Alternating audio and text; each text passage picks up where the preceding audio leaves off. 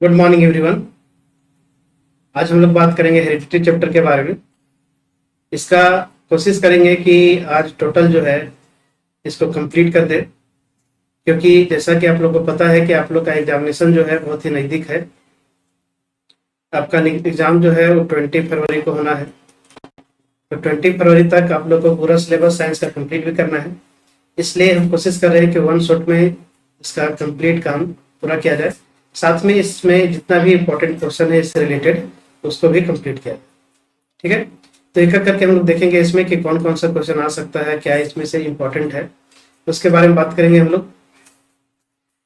चलिए, जो चैनल पे नया है, पहली बार आए हैं, वो चैनल को लाइक और सब्सक्राइब कर देंगे और जितना से जितना हो सके शेयर कर दें, ताकि आपके जो भी दोस्त यार हैं उनको कुछ फायदा हो सके। ठीक, तो सबसे पहले हम लोग स्टार्ट करते हैं। What is heredity?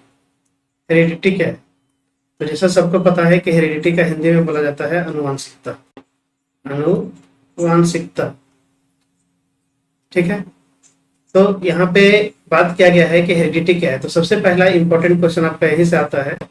जो पहला क्वेश्चन आपका 1 मार्क्स का एमसीक्यू का आ सकता है यहाँ पे। तो इस चैप्टर से टोटल जो क्वेश्चन आते हैं उसमें से एक एमसीक्यू हो सकता है। इसके अलावा 3 मार्क्स का एक क्वेश्चन रहेगा। अगर इन दोनों में से कोई भी आपको ना दिखे, अगर 1 मार्क्स का या 3 मार्क्स का क्वेश्चन अगर आपको नहीं दिखता है, तो उसमें से आपको दिखेगा कि 4 मार्क्स का एक ही क्वेश्चन आपको दिखेगा, केस बेस्ड स्टडी। ठीक है, तो कहने का मतलब है कि इस चैप्टर का जो वेटेज है लगभग 4 to 5 मार्क्स का है। तो 2 चैप्टर आपके पास हैं, एक आपके पास है हेरिडिटी और दूसरा चैप्टर है आपका आवर इन्वायरमेंट। ये दोनों चैप्टर को आप अच्छे से अगर तैयार कर लेते हैं तो आपका 5 से 10 मार्क्स कहीं नहीं है। छोटा चैप्टर है, आपको पता है कि हेरिडिटी में सिर्फ हेरिडिटी को रखा गया है। इसमें से जो इवोल्यूशन था उसको हटा दिया गया है। तो अगर आप चाहें तो अच्छा उस पर आप कर सकते हैं। तो सबसे पहले देखते हैं हम लोग कि हेरिडिटी किसको बोलते हैं, उसके बारे में बात करते हैं। तो the transfer of character from parents to offspring is known as heredity. मतलब क्या बोल रहा है कि जो कैरेक्टर ट्रांसफर हो रहा है कहाँ से कहाँ तक, तो पेरेंट्स से लेकर के ऑफस्प्रिंग तक, पेरेंट्स से ऑफस्प्रिंग तक जो कैरेक्टर ट्रांसफर होता है उसी को बोला गया है हेरिडिटी। मतलब एक तरह से बोला जाए कि हम लोग में जितना भी गुण है या जितना भी अवगुण है वो सब कहाँ से आया है, तो हमारे पेरेंट्स से आए हैं। ठीक है, तो आपका जो कैरेक्टर है या तो पेरेंट्स से आ रहा है या तो ग्रैंड पेरेंट्स से आ रहा है ना, दादा दादी नाना नानी जिसके बारे में बोलते हैं हम लोग। तो क्या बोल रहा है, the transfer of character from parents to heredity. जैसा कि आप यहाँ देख रहे होंगे, कुछ इमेज आपके सामने बना हुआ है। इसमें से एक मेल है और एक फीमेल है। इसके बच्चे हैं और बच्चे का जो आपका कलर, ड्रेस कलर दिख रहा होगा, यहाँ ड्रेस कलर से समझाया गया है कि कैसे हेरिडिटी में चेंजेस हो रहा है ना। तो बच्चे का देखिए, जो ये लड़का है इसका ड्रेस का कलर इसके मम्मी का ऐसा मिल रहा है, इसका जो पैंट का कलर है इसके पापा ऐसा मिल रहा है। मतलब कोई भी बच्चे में दोनों का गुण आता है, चाहे वो मेल हो या फीमेल हो। ठीक, तो हेरिडिटी में कहने का मतलब क्या है कि पेरेंट्स से ऑफस्प्रिंग में जो कैरेक्टर ट्रांसफर हो रहा है उसी को यहाँ पे हम लोग हेरिडिटी के नाम से जानते हैं। ओके, चलिए नेक्स्ट है इनहेरिटेंस। तो इनहेरिटेंस वर्ड जो है ये भी अपने आप में एक बहुत बड़ा वर्ड है, क्योंकि इसी पे आपका लॉ ऑफ इनहेरिटेंस भी दिया गया है। और लॉ ऑफ इनहेरिटेंस किनके द्वारा दिया गया है, अगर आप लोग को पता है तो आप लोग कमेंट कीजिए। लॉ ऑफ इनहेरिटेंस, अगर नहीं पता है तो आगे हम बताएंगे ही, लेकिन फिर भी अगर आप लोग को पता है तो आप लोग कमेंट कीजिए। The process through which character pass from one generation to another generation is called inheritance. मतलब हेरिडिटी और इनहेरिटेंस से बहुत ज्यादा डिफरेंस नहीं है। क्या बोल रहा है, the process through which character passes from one generation to another. मतलब जिस प्रोसेस के थ्रू कैरेक्टर जो है एक जनरेशन से दूसरे जनरेशन में पास हो रहा है उसी को यहाँ पे इनहेरिटेंस बोला गया। और यहाँ पे इससे पहले एक वर्ड जो बताए थे आपको हम, हेरिडिटी, उसमें क्या बोले थे, the transfer of character from parents to offspring. जो कैरेक्टर ट्रांसफर हो रहा है वो कहलाएगा हेरिडिटी, और जिस प्रोसेस से ट्रांसफर हो रहा है एक जनरेशन से दूसरे जनरेशन में उसके लिए वर्ड दिया गया है इनहेरिटेंस। तो हेरिडिटी से ही बना हुआ वर्ड है इनहेरिटेंस। तो इसमें ज्यादा टेंशन लेने की जरूरत नहीं है, ये आपका एग्जाम में पूछेगा नहीं, बस आपको पता होना चाहिए कि लॉ ऑफ इनहेरिटेंस किसने दिया था, ये पूछ सकता है। ठीक है, चलिए आगे बात करते हैं इसमें और क्या है इसमें। आगे है वेरिएशन, जो कि ये भी एक इंपॉर्टेंट पॉइंट है। व्हाट इज वेरिएशन, सबसे पहला क्वेश्चन तो यही है, व्हाट इज वेरिएशन। तो जैसा कि आप लोग को पता है कि वेरिएशन क्या होता है, वेरिएशन का मतलब होता है चेंजेस, है ना। तो चेंजेस जो किस में दिखेगा, तो जो बच्चे में दिखेगा उसी को बोला गया है वेरिएशन। ठीक, तो वेरिएशन का मतलब हो गया चेंजेस। अगर मान लीजिए कि हम लोग जो है क्या अपने माँ बाप के साथ सेम टू सेम है, पॉसिबल है? तो सर दिखते तो सेम है, लेकिन जो हम लोग का करेक्टर है, जो हम लोग का गुण है, जो हम लोग का फिंगरप्रिंट है, जो बोलने का तरीका है, जो सोच है, वो थोड़ा अलग है। तो इसके पीछे का रीजन क्या है, तो इसके बारे में बात करते हैं हम लोग। देखिए दो फिगर यहाँ दिखाया गया है, क्या बोल रहा है, when we observe a cornfield we see that there is a little variation among the individual plants। बोल रहा है अगर कॉर्न प्लांट में अगर बात किया जाए, कॉर्न के बारे में बात किया जाए, तो इसमें बहुत कम वेरिएशन दिखता है, लिटिल वेरिएशन। लिटिल वेरिएशन का मतलब क्या बोल रहा है कि बहुत कम। तो क्यों हो रहा है, इसके पीछे रीजन क्या है, क्योंकि इसमें जो आपका रिप्रोडक्शन है वो एसेक्सुअल रिप्रोडक्शन। ठीक है, लेकिन वही बात अगर हम लोग बात करें ह्यूमन बींग्स में, एनिमल्स में, तो एनिमल्स में क्या बोल रहा है कि बहुत ज्यादा वेरिएशन देखने को मिलता है। जैसे आप यहाँ देख रहे होंगे कि एक पिक्चर डाला हुआ है जिससे बहुत सारे बच्चे हैं। अगर आप बच्चे का नेमिंग कर दे 1 2 3 4 5 6, तो 6 बच्चे आपके पास हैं, और सभी बच्चे, बच्चे तो सब हैं, सभी के पास हाथ है, पैर है, मुंह है, नाक है, बाल है, सब कुछ है, लेकिन क्या सब सेम है? तो जवाब होगा नहीं। क्यों सर, क्या कारण है इसका? तो नीचे एक लाइन लिखा हुआ है, variation more in sexual reproduction and less in asexual reproduction. Variation जो होता है आपका असेक्सुअल रिप्रोडक्शन में ज्यादा होता है और सेक्सुअल रिप्रोडक्शन में कम होता है। इसके पीछे का रीजन क्या है, तो आप लोग को पता होना चाहिए कि सबसे पहला बात कि सेक्सुअल रिप्रोडक्शन किसको बोलते हैं। तो आप लोग को पता है सेक्सुअल रिप्रोडक्शन में हम लोग को दो पेरेंट्स का जरूरत पड़ता है, एक पेरेंट्स मेल होगा और दूसरा फीमेल होगा। तो इसमें मेल और फीमेल का जरूरत पड़ता है, और जब दोनों का गुण, जब मेल और फीमेल मिला के जब आपका चिल्ड्रन में आएगा, तो उसमें दोनों का गुण आना तय है। एक छोटा सा बात कर रहे हैं हम लोग कलर के ऊपर में। जैसे मान लीजिए आपके पास एक रेड कलर है और एक आपका व्हाइट कलर है, दोनों कलर को जब हम लोग मिक्सअप करते हैं तो जनरली दिखेगा ये आपका पिंक कलर में चेंज होता है ना। तो एक रेड कलर है, एक व्हाइट कलर है, लेकिन उससे जो कलर बन रहा है वो पिंक है। उसके पीछे का रीजन क्या है, तो सब दोनों को मिक्स कर दिए। तो उसी प्रकार से मेल और फीमेल दोनों का करेक्टर अगर मिक्स हो रहा है, इसमें मेल का भी करेक्टर मिक्स हो रहा है और फीमेल का भी करेक्टर मिक्स हो रहा है, तो चिल्ड्रन में जो करेक्टर है थोड़ा नया आना तय। लेकिन यही बात अगर असेक्सुअल रिप्रोडक्शन का बात करें, तो असेक्सुअल रिप्रोडक्शन में आपको पता है कि इसमें सिंगल पेरेंट से भी काम चल जाता है, इसमें कोई डबल पेरेंट्स का जरूरत नहीं पड़ता है। तो इसमें देखिएगा अगर मान लीजिए कोई रेड कलर है, आपके पास कोई रेड कलर है, तो चाहे उसको आप जितना भी छोटा टुकड़ा में बांट दे, चाहे 50 भाग में बांट दे, 100 भाग में बांट दे, लेकिन वो रहेगा तो रेड ही। हल्का सा अगर वेरिएशन दिखेगा भी तो थोड़ा मोड़ा दिख सकता है। तो वही चीज यहाँ बात किया जा रहा है कि असेक्सुअल में जो वेरिएशन होता है वो कम होता है और सेक्सुअल में वेरिएशन जो होता है वो ज्यादा होता है। ठीक है, तो यहाँ से क्वेश्चन आपसे जनरली पूछेगा तो सिर्फ पूछेगा वेरिएशन के बारे में, क्या होता है वेरिएशन। अब वेरिएशन क्यों होता है इसके बारे में बात करते हैं हम लोग कि वेरिएशन होने के पीछे का रीजन क्या है। चलिए, तो यहाँ पे आप देखिए, समझ सकते हैं बात को देख करके कि क्या बात यहाँ बताया जा रहा है।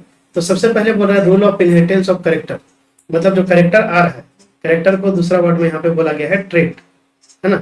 करेक्टर को दूसरा वर्ड में यहाँ पे बोला गया है ट्रेट। तो ट्रेट और करेक्टर दोनों सेम है, इसमें कंफ्यूज होने की जरूरत नहीं है। Character sir transfer through genes, character किसके थ्रू आ रहा है, तो सबको पता है कि सर जीन के थ्रू आता है ना। Gene present in DNA molecule. अब जीन कहाँ है, तो जीन डीएनए मॉलिक्यूल में, ठीक। और डीएनए कहाँ है, तो डीएनए आपका सब क्रोमोजोम के अंदर प्रेजेंट है। क्रोमोजोम कहाँ है, तो सब न्यूक्लियस के अंदर प्रेजेंट है। न्यूक्लियस कहाँ भाई, तो सेल के अंदर। मतलब कुल मिला करके अगर देखा जाए तो we all are made of cell, हम लोग सभी जो है वो सेल से मिलकर बने। तो सेल के अंदर में क्या प्रेजेंट है, तो सभी को पता है कि सेल का जो ब्रेन है या बॉस है जो रेगुलेशन कर रहा है, कौन कर रहा है, न्यूक्लियस का। अब न्यूक्लियस के अंदर में भी आपको पता है कि न्यूक्लियोलस होता है और उसमें होता है आपका क्रोमोजोम। अगर बात किया जाए ह्यूमन बींग्स के बारे में, तो क्रोमोजोम का नंबर कितना है, तो 46 होता है। अगर पेयर में बात किया जाए तो 23 पेयर होता है ना। तो कुल मिलाकर के सेल के अंदर न्यूक्लियस प्रेजेंट है, न्यूक्लियस के अंदर क्रोमोजोम प्रेजेंट है। यहाँ पे आप देख सकते हैं आपके सामने एक क्रोमोजोम बना हुआ भी है, ठीक है। ये आपका क्रोमोजोम का फिगर है। इस क्रोमोजोम का फिगर में आप देख रहे होंगे कि बीच में ये जो आपका दिख रहा है येलो कलर का, ये जो है ये आपका क्या है, तो ये आपका डीएनए का मॉलिक्यूल, ये आपका क्या है, तो डीएनए मॉलिक्यूल है। अभी जो डीएनए मॉलिक्यूल है, इसमें डीएनए में आपको सबको पता होना चाहिए कि डीएनए जो है एक डबल स्टैंडर्ड स्ट्रक्चर है। इस तरह से डबल स्टैंड का बना होता है। डबल स्टैंड के बना होने की वजह से इसमें क्या चीज दिख रहा है आपका, देखिए यहाँ पे सबसे पहले एक सेल है, सेल के अंदर में न्यूक्लियस है, न्यूक्लियस में आपका क्रोमोजोम है। क्रोमोजोम को जब ये खोला गया है इस तरह से, देखिए पूरा जो स्ट्रक्चर है इस तरह से जब उसको पूरा खोला गया तो इस तरह का स्ट्रक्चर बन रहा है। इसको हम लोग बोलते हैं डीएनए, है ना। फुल फॉर्म पता है सबको, deoxy ribo nucleic acid. What is the full form of DNA? तो डीऑक्सी राइबो न्यूक्लिक एसिड, ठीक है। तो डीएनए के अंदर में क्या प्रेजेंट है? तो डीएनए के अंदर में यहाँ पे आप देख सकते हैं, यहाँ पे कुछ कोडिंग दिख रहा है। जैसे अगर आप एक डीएनए को बना दे तो इस डीएनए के अंदर में यहाँ पे कुछ कोड होता है, जिसमें एडिनिन, थाइमिन, गुआनिन, साइटोसिन सारा प्रेजेंट होता है। तो तीन तीन डीएनए करके, डीएनए के अंदर जो 3 कोड है उस कोड को मिला करके एक जीन का फॉर्मेशन करता है, और यही जीन फिर जो है आगे जाकर के आपका प्रोटीन बनाता है, ठीक है। तो जिस तरह का जीन होगा उसी तरह का प्रोटीन उसके बॉडी में फॉर्म होगा। कुल मिला के इसमें जितना बात बताया गया है, इसमें से आपको जो समझना है उसमें से क्या बात पता होना चाहिए कि आपका जो हेरिडिटी का main basic unit, what is the basic unit of heredity, अगर क्वेश्चन पूछ दे हेरिडिटी का बेसिक यूनिट क्या है, तो आपका आंसर होगा जीन, ठीक है। क्लियर है? इससे ज्यादा यहाँ पे कुछ आपको पता करने का जरूरत नहीं है, बाकी सब पता है, 9th क्लास से पढ़े हुए हैं। आगे, the inheritance of character is due to the fact that both the father and mother contributes equal amount of genetic material. ये आगे हम लोग देखेंगे अभी सेक्स डिटरमिनेशन जब पढ़ाएंगे तो, कि कैसे आपका मदर का और फादर का दोनों का जो है जीन जाता है या क्रोमोसोम जाता है, तब जाकर के एक बच्चे का फॉर्मेशन होता है, ठीक है। So for each traits there are 2 factor, one from father and one from mother. जैसे कि अगर बात किया जाए 46 क्रोमोसोम टोटल आपका जो हम लोग में प्रेजेंट है, इसमें से 23 क्रोमोसोम फादर की तरफ से आएगा और 23 क्रोमोसोम जो है वो मदर की तरफ से आएगा। तो जब दोनों का करेक्टर आएगा, दोनों का आपका डीएनए आएगा, क्रोमोसोम आएगा, तो दोनों की तरफ दिखेंगे हम लोग। इसी की वजह से हम लोग में वेरिएशन भी होता है, और इसी की वजह से जो करेक्टर है वो एक जनरेशन से दूसरे जनरेशन में आता है। इसीलिए बोला गया है कि हेरिडिटी क्या है, तो transfer of character from parents to offspring, ठीक। इसके बारे में डिटेल बात कौन किया था? तो इसके बारे में डिटेल जिन्होंने बताया था उनका नाम आपको पता होना चाहिए, ग्रेगर जोहान मेंडल, जिसके बारे में स्टार्टिंग में आपसे पूछे थे भी कि लॉ ऑफ इनहेरिटेंस किसने दिया था, तो लॉ ऑफ इनहेरिटेंस भी इन्हीं के द्वारा दिया गया है। कौन? तो मेंडल के द्वारा, ठीक है। तो मेंडल जो है क्या किए थे, एक एक्सपेरिमेंट किए थे, कौन सा प्लांट पे? तो पी प्लांट पे किए थे। पी प्लांट का साइंटिफिक नाम अगर किन्हीं को पता है तो बताइए, what is the scientific name of P plant, या फिर botanical name of P plant? पता है तो आप कमेंट कीजिए, नहीं पता है तो आगे हम बताएंगे। चलिए आगे देखते हैं। तो ट्रेड्स के बारे में बता चुके हैं कि ट्रेड्स जो है और करेक्टर दोनों सेम वर्ड है, ट्रेड्स बोलिए या करेक्टर्स बोलिए। मेंडल जो वर्ड वो यूज किए थे उन्होंने बोला था ट्रेड्स, और अभी जो रिसेंट साइंटिस्ट जितने भी हैं साइंटिस्ट आपका, वो सारा वर्ड करते हैं उसके जगह पे यूज कौन सा? करेक्टर, ठीक है। Traits are characteristic feature of an organism present in physical form that is visible और in physiological aspect of organism. अब यहाँ कुछ नई बात बताते हैं, मजेदार बात। क्या सर हम लोग जितना भी करेक्टर सीखते हैं या हम लोग के अंदर जितना भी करेक्टर है, क्या सभी करेक्टर जो है हमारे नेक्स्ट जनरेशन में पास आउट होंगे? क्या हम लोग के माँ बाप जितना कुछ जानते हैं क्या हम लोग सब जानते हैं? तो इसका जवाब है नहीं। तो हेरिडिटी में ट्रांसफर हो रहा है करेक्टर्स का, लेकिन कौन सा करेक्टर? जो उसके जीन में प्रेजेंट है, जो उसके बॉडी के अंदर प्रेजेंट है। तो कुल मिला के यहाँ पे बोला क्या गया है कि जितना भी ट्रेड्स है उसको 2 भागों में बांटा गया है, acquired traits and inherited traits, ठीक है। तो एक्वायर्ड ट्रेड्स किसको बोल रहे हैं? तो जो हम लोग जन्म लेने के बाद, जो इन्वायरमेंट में आने के बाद सीख रहे हैं, मतलब दो traits that are developed by the individual during its life time. जो अपने लाइफ टाइम में जो आप सीख रहे हैं, इन्वायरमेंट में आके जो सीख रहे हैं, वो कहला रहा है आपका एक्वायर्ड ट्रेड्स।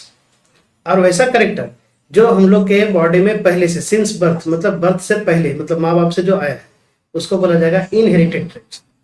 क्लियर है? तो एक्वायर्ड का मतलब क्या होता है? जमा करना, जो हम लोग जमा कर रहे हैं अपने से सीख करके। और इनहेरिटेड का मतलब क्या हो गया? जो माँ बाप से आ रहा है। इसका एग्जाम्पल क्या है कि जैसे अगर किसी का माँ बाप जो है, अगर किसी का पिताजी अगर बहुत अच्छा पढ़ने में है, तो क्या उसके बच्चे जो है अच्छा हो सकते हैं?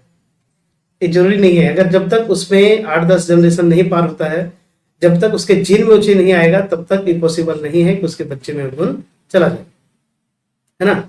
अगर ऐसा होता तो मान लीजिए कि आप लोग जितना पढ़े लिखे हैं, आपके बच्चे उतना तो ऑलरेडी जानते हैं, अब आगे आने वाला जनरेशन तो डायरेक्ट डॉक्टर या इंजीनियर बनता है, इसलिए ऐसा पॉसिबल नहीं है।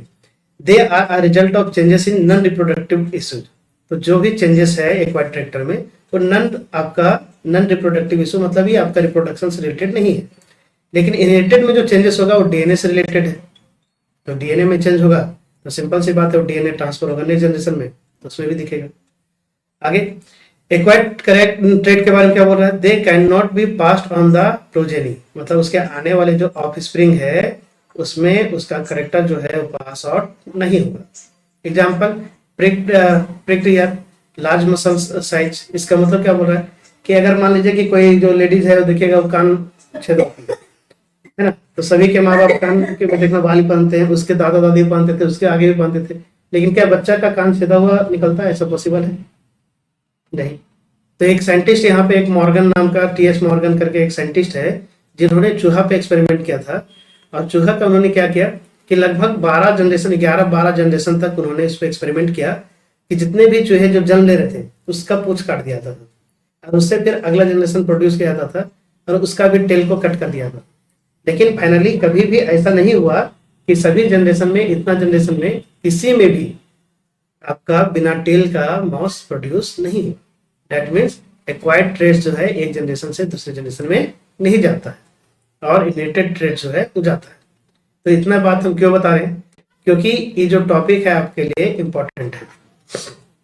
ठीक है, जो अभी भी हम बात कर रहे हैं कि जो बच्चे अभी तक कुछ भी नहीं पढ़े हैं इस चैप्टर से, जितना हम बता रहे हैं अगर उतना भी आप पढ़ लेते हैं, देख लेते हैं, तो आपका एग्जाम में अच्छा मार्क्स स्कोर हो जाएगा। इस चैप्टर से एक भी क्वेश्चन आपका नहीं छूटेगा। तो पहला चीज हमने क्या बताया कि हेरिडिटी किसको बोलते हैं, इसके बारे में आपको पता होना चाहिए। ठीक है, दूसरा हेरिडिटी का बेसिक यूनिट किसको बोलते हैं, तो जीन को बोलते हैं, ये पता होना चाहिए। और तीसरा एक्वायर्ड ट्रेट और इनहेरिटेड ट्रेट में क्या डिफरेंस है ये पता होना चाहिए, क्योंकि ये भी क्वेश्चन आपका आ सकता है। ठीक है, चलिए अब आगे देखते हैं हम लोग। बाकी जिनको अगर कहीं दिक्कत हो तो आप मैसेज कर सकते हैं, आप कमेंट कर सकते हैं। बाकी आपको पता है कि जो हमारा मैसेज आता है उसका जवाब मैं देता ही हूँ। चलिए आगे देखते हैं जीन के बारे में। तो जीन जो है वो सबसे आपका बेसिक यूनिट कहलाता है। तो जीन के बारे में क्या बात किया गया है, gene are the unit of heredity which transfer characteristic from parents to their offspring during reproduction. तो रिप्रोडक्शन के दौरान में जब आपका जाइगोट का फॉर्मेशन होता है, तो जाइगोट के फॉर्मेशन के लिए आपको पता है कि एक स्पर्म का यूज किया जाता है और ओवम का यूज होता है ना, या ओवा भी बोलते हैं उसको। तो स्पर्म कहाँ से आता है, तो आपका मेल से आता है, उसका साइन है, और ये फीमेल का साइन है। तो मेल और फीमेल से जो स्पर्म या ओवम जो गेमिट आ रहा है, दोनों से मिलके आपका क्या बनता है, तो जाइगोट बनता है। तो इसी रिप्रोडक्शन के दौरान ही क्या बोल रहा है कि जो जाइगोट जो स्पर्म या ओवम बन रहा है उसमें जो न्यूक्लियस है, उसके न्यूक्लियस में जो डीएनए होता है, वही डीएनए रिस्पॉन्सिबल है किसके लिए, तो जीन को ट्रांसफर करना है ना। तो जीन क्या है, तो जीन जो है यूनिट ऑफ हेरिडिटी कहला रहा है, जो ट्रांसफर कर रहा है करेक्टर पेरेंट्स से ऑफस्प्रिंग। कब, तो रिप्रोडक्शन के बाद। Due to the difference in genetic makeup human population show a great deal of variation. और इसके वजह से क्या हो रहा है कि ह्यूमन रिप्रोडक्शन जो है उसमें बहुत सारा वेरिएशन दिखता है। शायद ही ऐसा कोई लोग आपको दिखता होगा जो आपके ऐसा सेम टू सेम। यहाँ तक के देखते होंगे अगर दो ट्विंस भी अगर पैदा हो रहे हैं तो दोनों ट्विंस का भी जो आपका बिहेवियर है, जो करेक्टर है, वो अलग होता है। ठीक है, it has been observe that attach and free earlobe, यहाँ पे एक एग्जांपल दिया गया है अटैच एंड फ्री ईयरलोब। तो आपके सामने देखिए, यहाँ पे ये जो ईयरलोब दिख रहा है आपको, ये आपका ईयरलोब क्या है, अटैच है। यहाँ पे ईयरलोब क्या है, फ्री है। आप लोग अपना अपना चेक कीजिए कि आपका अटैच है, फ्री, मेरा तो फ्री है। तो अटैच और फ्री ईयरलोब जो है ये भी एक तरह का क्या है, इनहेरिटेंट करेक्टर है। तो यहाँ पे पहले ही बता चुके हैं कि जो आपका सेल है, सेल के अंदर में न्यूक्लियस है, न्यूक्लियस में क्रोमोसोम है, क्रोमोसोम क्या है, तो डीएनए से बना हुआ है। और डीएनए में क्या है, तो आपका ये देखिए जो लाइन डंटी दिख रहा है, ये आपका एक तरह से जीन को रिप्रेजेंट कर रहा है ना। तो ए के साथ में आपका टी का कनेक्शन होता है, सी के साथ में आपका जी कनेक्टेड होता है। अगर आप आगे पढ़ेंगे 11th-12th में तो पता होगा कि सी के साथ में आपका जी और सी के बीच में ट्रिपल बॉन्ड बनता है, ए और टी के बीच में डबल बॉन्ड बनता है, जिसको हम लोग हाइड्रोजन बॉन्ड बोलते हैं। तो ये जो आपका कोडिंग है, इसी कोडिंग को यहाँ पे जीन का नाम दिया गया है और इसी में आपका सारा चीज आपका पहले से कोडेड है। इसीलिए जाइगोट जो है एक सिंगल सेल होने के बाद भी, एक न्यू सेल सिंगल सेल बोलने के बाद भी क्या बोलता है कि पूरा का पूरा बॉडी का स्ट्रक्चर बना सकता है। एक ही सेल से आपका आंख, नाक, मुंह, कान, हड्डी, ब्लड जितना है सारा उसी के थ्रू बन रहा है। तो सारा इंफॉर्मेशन कहाँ है, तो सर हमारा जीन में। तो जीन कहाँ था, तो डीएनए में। तो डीएनए में इतना सारा कोडिंग है कि उसी की वजह से सारा अलग अलग जीन बना रहा है और जीन जो है प्रोटीन का सिंथेसिस कर रहा है। क्लियर है? तो उम्मीद है कि जीन के बारे में कहानी क्लियर हो गया होगा। चलिए आगे देखते हैं इसमें। नेक्स्ट है एलील के बारे में। क्या बोल रहा है? One of the different form of particular gene occupying the same position on a chromosome. अब एलील क्या है सर? तो एलील जो है इसको हम लोग एक तरह से शॉर्ट फॉर्म में बोल सकते हैं half of gene. Half of gene मतलब अगर कोई भी जीन को हम लोग, जैसे कि अगर बात की जाए टॉल एक कैरेक्टर ले लेते हैं, तो टॉल कैरेक्टर के लिए आपको पता होना चाहिए कि टी इसको रिप्रेजेंट किया जाता है ना, या फिर कैपिटल टी स्मॉल टी से रिप्रेजेंट करते हैं। तो कुल मिलाकर के यहाँ पे बोला क्या जा रहा है कि ई जो है जीन है इसका, लेकिन जब इसको हम लोग अलग करते हैं गिवन फॉर्मेशन के समय में, तो एक कैपिटल टी अलग होता है, कैपिटल टी अलग हो जाता है। तो ई जो फॉर्म बना जिसको हम लोग बोलते हैं एलील। ठीक है? तो one of the different form of particular gene occupying the same position on a chromosome. ठीक है? क्रोमोसोम के सेम पोजीशन पे अगर एक सिंगल जीन के बारे में बात किया जा रहा है, उसी को बोला गया है आपका एलील। देखिए, one of the different form of particular gene मतलब पार्टिकुलर जीन का एक या डिफरेंट फॉर्म जो है जो सेम पोजीशन पे है क्रोमोसोम पे। जैसे यहाँ देखिए कैपिटल टी और स्मॉल टी है, तो कैपिटल किस में होगा, स्मॉल किस में होगा? तो अगर यहाँ पे बात किया जाए क्रोमोसोम का, तो क्रोमोसोम जो है एक मेल का होगा एक फीमेल का होगा। तो मान लो कि इस पोजीशन पे, अगर यहाँ पे इस पोजीशन पे यहाँ पे कैपिटल टी है और इधर वाला पोजीशन पे आपका स्मॉल टी है, तो एक ही पोजीशन पे दोनों है, सेम पोजीशन पे, लेकिन दोनों अलग अलग है। तो एक पार्टिकुलर जीन को हम लोग क्या बोल सकते हैं? एलील बोल सकते हैं, है ना? ठीक है, लेकिन अभी तक एलील का क्वेश्चन आपके एग्जाम में पूछा नहीं गया है। चलिए आगे देखिए। तो यहाँ पे जो सेल है, सेल को जनरली दो भागों में बांटा गया है। एक को बोला गया है सोमेटिक सेल, एक को बोला गया गेमेटिक सेल। तो क्या फर्क है सब दोनों में? तो जो सोमेटिक सेल है, जो हम लोग सोमेटिक सेल बोलते हैं, इसमें क्रोमोसोम का नंबर होता है 46। जो गेमेटिक सेल है, इसमें क्रोमोसोम का नंबर होता है 23। मतलब गेमेटिक सेल किसको बोलेंगे? तो इसमें आपका स्पर्म आ जाएगा, ओवम आ जाएगा। तो स्पर्म और ओवम में क्रोमोसोम का नंबर 23 होता है। सोमेटिक सेल में नंबर कितना होता है? तो इसमें नंबर 46 होता है, इसमें नंबर 23 होता है। ठीक है? देखिए ऊपर यहाँ पे आपका जैसे 12 पेयर दिख रहा है और बाकी यहाँ 22 तक है, और एक आपका क्या है? एक्स है, एक वाई है। ठीक? तो या तो एक्स होगा या तो वाई होगा एक बार में, लेकिन ये जो है आपका इसमें सब पेयर में दिख रहा होगा। ठीक है? इसमें 22 पेयर है, लेकिन ये पेयर में है और ये विदाउट पेयर है।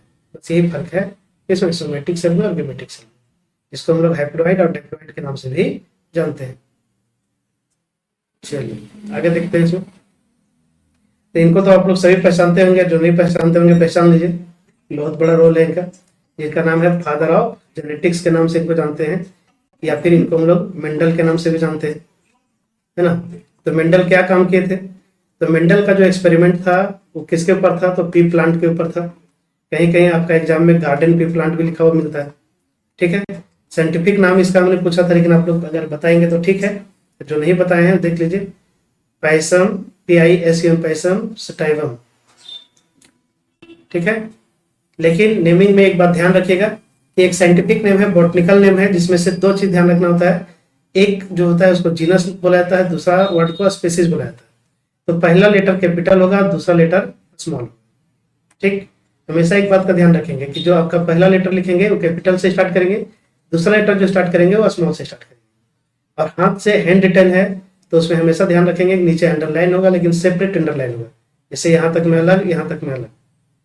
ठीक है? यही चीज अगर बुक में आपका प्रिंटेड रहेगा तो आपका इटैलिक फॉर्म में रहता है। इटैलिक फॉर्म मतलब हल्का सा झुका हुआ रहता है।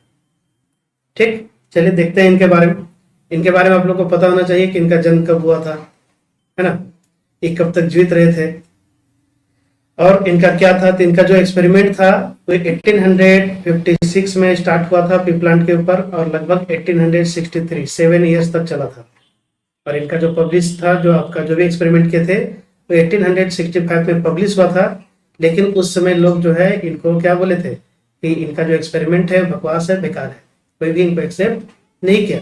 लेकिन फिर से इनका एक्सपेरिमेंट को 1900 सेंचुरी में 3 साइंटिस्ट के द्वारा इसको किया गया। इसमें कार्ल स्परेंस है ना, टेसर मार्क है, ह्यूगो डिवरिस है। ये दोनों साइंटिस्ट मिलकर जब इसका एक्सपेरिमेंट को रिसर्च किए, फिर से सर्च किए, तो इसने इन्होंने देखा कि इनका जो भी एक्सपेरिमेंट था बिल्कुल सही था, तब जाकर के इनको नेमिंग दिया गया फादर ऑफ जेनेटिक्स के नाम पे, कि जो अभी हम लोग ढूंढ रहे हैं ये तो पहले ढूंढ के जा चुके हैं।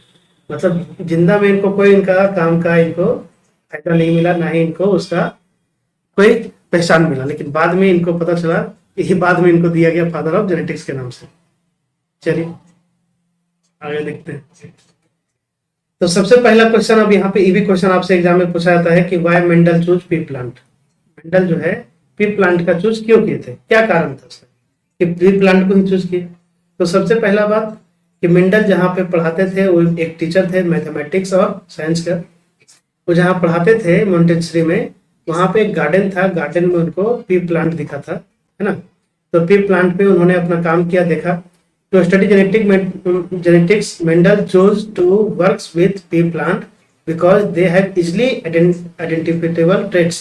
तो इसमें पहला कारण क्या है कि उसमें जो भी ट्रेट्स था वो आराम से आइडेंटिफाई हो जा रहा था। मतलब कौन सा टॉल है, कौन सा शॉर्ट है ना, कौन येलो है, कौन सा आपका ग्रीन है, ये सारा इसमें आराम से आइडेंटिफाई हो जा रहा था, जिसके वजह से मेंडल जो है वो पी प्लांट का चूज किए थे। आगे देखिए, for example pea plants are either tall और शॉर्ट, अभी बता चुके हैं हम। इस चीज को इजी आराम से हम लोग क्या करते हैं, ऑब्जर्व कर सकते हैं। Furthermore P plant grow quickly, और दूसरा कारण क्या था कि पी प्लांट जो है बहुत तेजी से ग्रो करता है ना, जिसके वजह से यहाँ पे क्या था, इसका लाइफ स्पेन भी बहुत छोटा था, शॉर्ट पीरियड ऑफ टाइम। तीसरा है Mendel also use P plant because they can either soil pollinated और भी क्रॉस पोलिनेटेड। तो आपको पता है कि पोलिनेशन जो है दो तरह का होता है, एक होता है सेल्फ पोलिनेशन और दूसरा होता है क्रॉस पोलिनेशन, है ना। एक है सेल्फ और दूसरा है क्रॉस, दोनों में डिफरेंस पता है। तो सेल्फ पोलिनेशन जो खुद से एंथर से खुद के स्टिग्मा में जाए, और दूसरा जो है क्रॉस पोलिनेशन जो दूसरे प्लांट के एंथर से दूसरे प्लांट के स्टिग्मा में जा सकता है।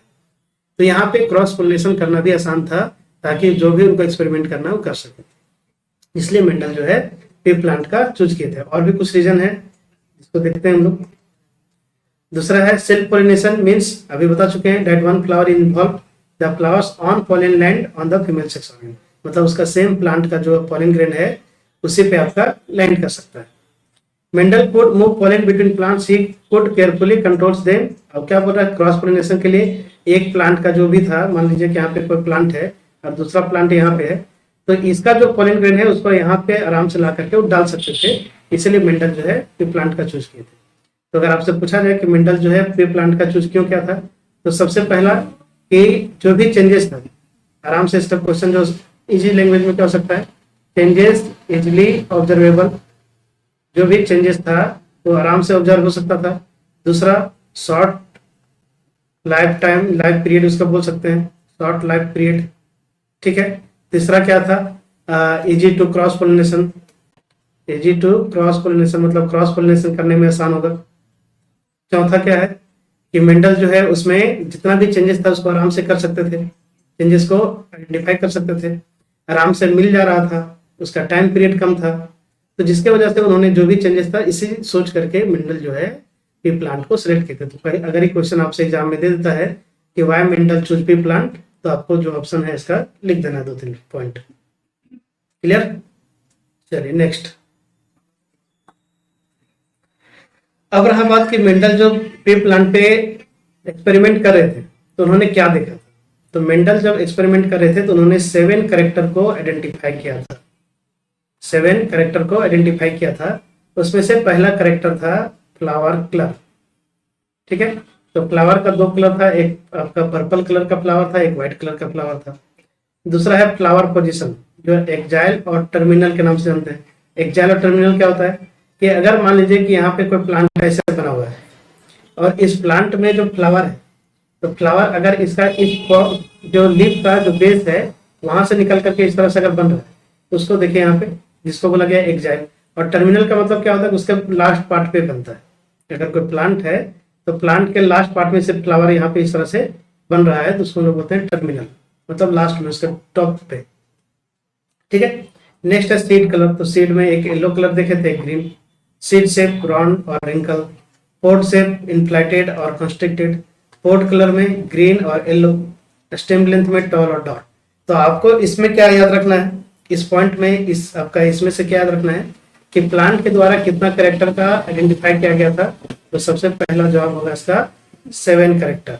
अब 7 कैरेक्टर में कौन कौन सा कैरेक्टर होगा, तो आपको याद करने के लिए एकदम इजी तरीका हम बता दे रहे हैं। पहले लेंगे स्टेम से, है ना, तो करेंगे स्टेम का लेंथ, पहला पॉइंट हो जाएगा स्टेम लेंथ, ठीक है। दूसरा पॉइंट अगर इसका फ्लावर का कलर पे आते हैं तो फ्लावर कलर और फ्लावर का पोजीशन, तो यहां से हो गया flower colour flower position. Seed पे आते हैं तो सीड का शेप और सीड का कलर, ठीक है। तो कितना हो गया, 5 हो गया। अब आते हैं इसका पोड पे, तो पोड का मतलब हो गया उसका छिलका जिसमें मटर रहता है, तो एक हो गया पोड का शेप और दूसरा हो गया पोड का कलर। तो ये हो गया आपका 7 पॉइंट, जिन्होंने 7 कैरेक्टर जिसको मेंडल ऑब्जर्व किए थे, ठीक है। क्लियर है बात। अब इसमें कुछ बात आपको पता होना चाहिए कि इसमें से कुछ डोमिनेंट ट्रेट क्या लिखा हुआ सर और रिसेसिव ट्रेट क्या है। तो डोमिनेंट ट्रेट कहने का मतलब है कि डोमिनेंट दैट मीन्स वैसा ट्रेट जो किसी भी जनरेशन में अपने आप को शो अप करे, मतलब हर एक जनरेशन में जहां पे भी उसको मौका मिल रहा है, हर एक जनरेशन में, चाहे F1 जनरेशन हो या F2 जनरेशन हो, हर एक जनरेशन में अगर वो दिख रहा है तो उसको बोला जाएगा डोमिनेंट। और रिसेसिव कहने का मतलब है कि कुछ जनरेशन में वो अपने आप को रिप्रेजेंट कर भी सकता है, कुछ में नहीं भी दिख सकता है, तो जहां उसको मौका मिलेगा उसी जगह पे वो दिखेगा। जैसे मान लीजिए कि F1 जनरेशन में प्रेजेंट नहीं है लेकिन F2 जनरेशन में प्रेजेंट हो गया, तो इस केस में बोला गया है कि डोमिनेंट ट्रेट भी होता है और रिसेसिव ट्रेट भी होता है, ठीक है। जैसे एग्जांपल के तौर पे मान लीजिए किसी के माँ बाप दोनों गोरे हैं, लेकिन उनके जो बच्चे होते हैं, अगर 4 बच्चे हैं मान लीजिए, तो 4 बच्चे में से 3 बच्चे जो है, 3 अगर गोरा हुआ तो एक बच्चा जो है क्या हो गया, वो काला आ गया। तो भैया दोनों माँ बाप तो गोरे थे, काला कहाँ से आ गया। तो उसके जो ग्रैंड पेरेंट्स थे उसमें कोई ना कोई ऐसा जरूर होंगे जो आपका ब्लैक कलर के होंगे, है ना। तो एक रिसेसिव ट्रेट है जो हर जनरेशन में शो अप नहीं हो रहा, लेकिन जहां उसको मौका मिल रहा है वहां पे वो शो अप कर दे रहा है। तो रिसेसिव ट्रेट और डोमिनेंट ट्रेट का बात समझ में आ गया होगा। तो जितना जो भी है, जैसे पर्पल कलर आपका डोमिनेंट है तो व्हाइट कलर रिसेसिव है, ठीक है। एक्जाइल डोमिनेंट है तो टर्मिनल रिसेसिव है। येलो आपका कलर, सीड कलर अगर डोमिनेंट है तो ग्रीन आपका क्या है, रिसेसिव है, ठीक है। सीड से ब्राउन आपका जो है देखिएगा, मटर का लगभग दाना जो आपका राउंड दिखेगा, तो सर रिंकल तो हम नहीं देखते हैं कभी। तो मटर का दाना को अगर आप सुखा देंगे तो देखिएगा जो सूखा हुआ मटर आता है तो या तो राउंड रहेगा, या तो अगर जो लगाते हैं मटर लगाने के लिए बीज को यूज करते हैं उसका दाना देखिएगा जनरली आपका क्या होगा, रिंकल होगा। रिंकल मतलब मुड़ा, ठीक है। पोड शेप जो है या तो इनफ्लेटेड इस तरह से पूरा स्मूथ होगा जो हम लोग लेते हैं देख करके कि सर ये ठीक है, और इस तरह का अगर आपको दिखे तो कंस्ट्रक्टर, इसको हम लोग रिसेसिव बोलते हैं, ठीक है। चलिए, तो रिसेसिव और डोमिनेंट का कहानी समझ में आ गया होगा क्या होता है। आगे देखिए, अब कुछ पॉइंट आगे इसमें चलने से पहले कि मेंडल क्या क्या एक्सपेरिमेंट किए थे उसको जानने से पहले कुछ जो इंपॉर्टेंट पॉइंट है उस पर हम लोग बात कर लेते हैं कि क्या क्या होता है। जैसे क्रोमोजोम के बारे में, क्रोमोजोम क्या है, तो क्रोमोजोम एक थ्रेड लाइक स्ट्रक्चर है, ठीक है। सबको पता है कि chromosome is a thread like structure, it present inside the nucleus of the cell, ठीक। It's appear during cell division, कब दिखेगा, तो जब सेल डिवाइड करके 1 से 2 सेल में चेंज होगा उस समय दिखेगा। अगर एक सेल डिवाइड करके 2 में बदल रहा है, जिसको हम बोलते हैं सेल डिवीजन, तो उस समय आपको क्रोमोजोम दिखेगा, ठीक। तो जीन क्या है, फंक्शनल यूनिट ऑफ हेरिडिटी, तो पहले बता चुके हैं। Present on chromosome of the cell nucleus, सबको पता है। It is a piece of DNA, DNA का पीस है जिसमें कोड होता है, जिसकी वजह से प्रोटीन का फॉर्मेशन होता है। तो जिनको याद नहीं है आप आराम से यहाँ से देख करके बार पढ़ लेंगे, बहुत ज्यादा कुछ नया चीज नहीं है। तो इंपॉर्टेंट पॉइंट को इसलिए हम बता दे रहे हैं ताकि आपका जो क्वेश्चन है ताकि उसमें समझने में आपको आराम हो सके। आगे है एलील, तो एलील के बारे में भी बता चुके हैं, different form of given gene. Different form मतलब क्या, एक कैपिटल टी एक स्मॉल टी, जैसे अभी बताए थे, जैसे कैपिटल हो गया एक स्मॉल हो गया, तो अलग अलग फॉर्म हो गया। इसको अलग अलग हम लोग बोलेंगे तो क्या बोलेंगे, तो एलील बोलेंगे सर। फिनोटाइप क्या है, अब आया बात फिनोटाइप और जीनोटाइप के बारे में, है ना। तो फिनोटाइप और जीनोटाइप को थोड़ा समझते हैं हम लोग, क्या होता है फिनोटाइप। देखिए, जो वर्ड नया है यहाँ पे, क्योंकि बाकी वर्ड तो हम लोग सुन चुके हैं। फिनोटाइप का मतलब क्या हो गया, मान लीजिए आप अपने आप को आईना में देख रहे हैं, तो आप क्या बता सकते हैं कि सर थोड़ा हम गोरे हैं, थोड़ा मेरा दाढ़ी निकला हुआ है, थोड़ा स्मार्ट है, बाहर से जो भी आप देख के बता सकते हैं। तो बाहर से आप जो देख के बता सकते हैं जिसको हम लोग बोलते हैं मॉर्फोलॉजिकल, मॉर्फोलॉजिकल या फिजिकल अपीयरेंस। मॉर्फोलॉजिकल बोल सकते हैं या तो फिजिकल अपीयरेंस बोल सकते हैं। मतलब किसी भी प्लांट को आप देख के बता सकते हैं सर ये लंबा है, ये छोटा है, ये बौना है, मोटा है, तो वो हो गया आपका फिनोटाइप।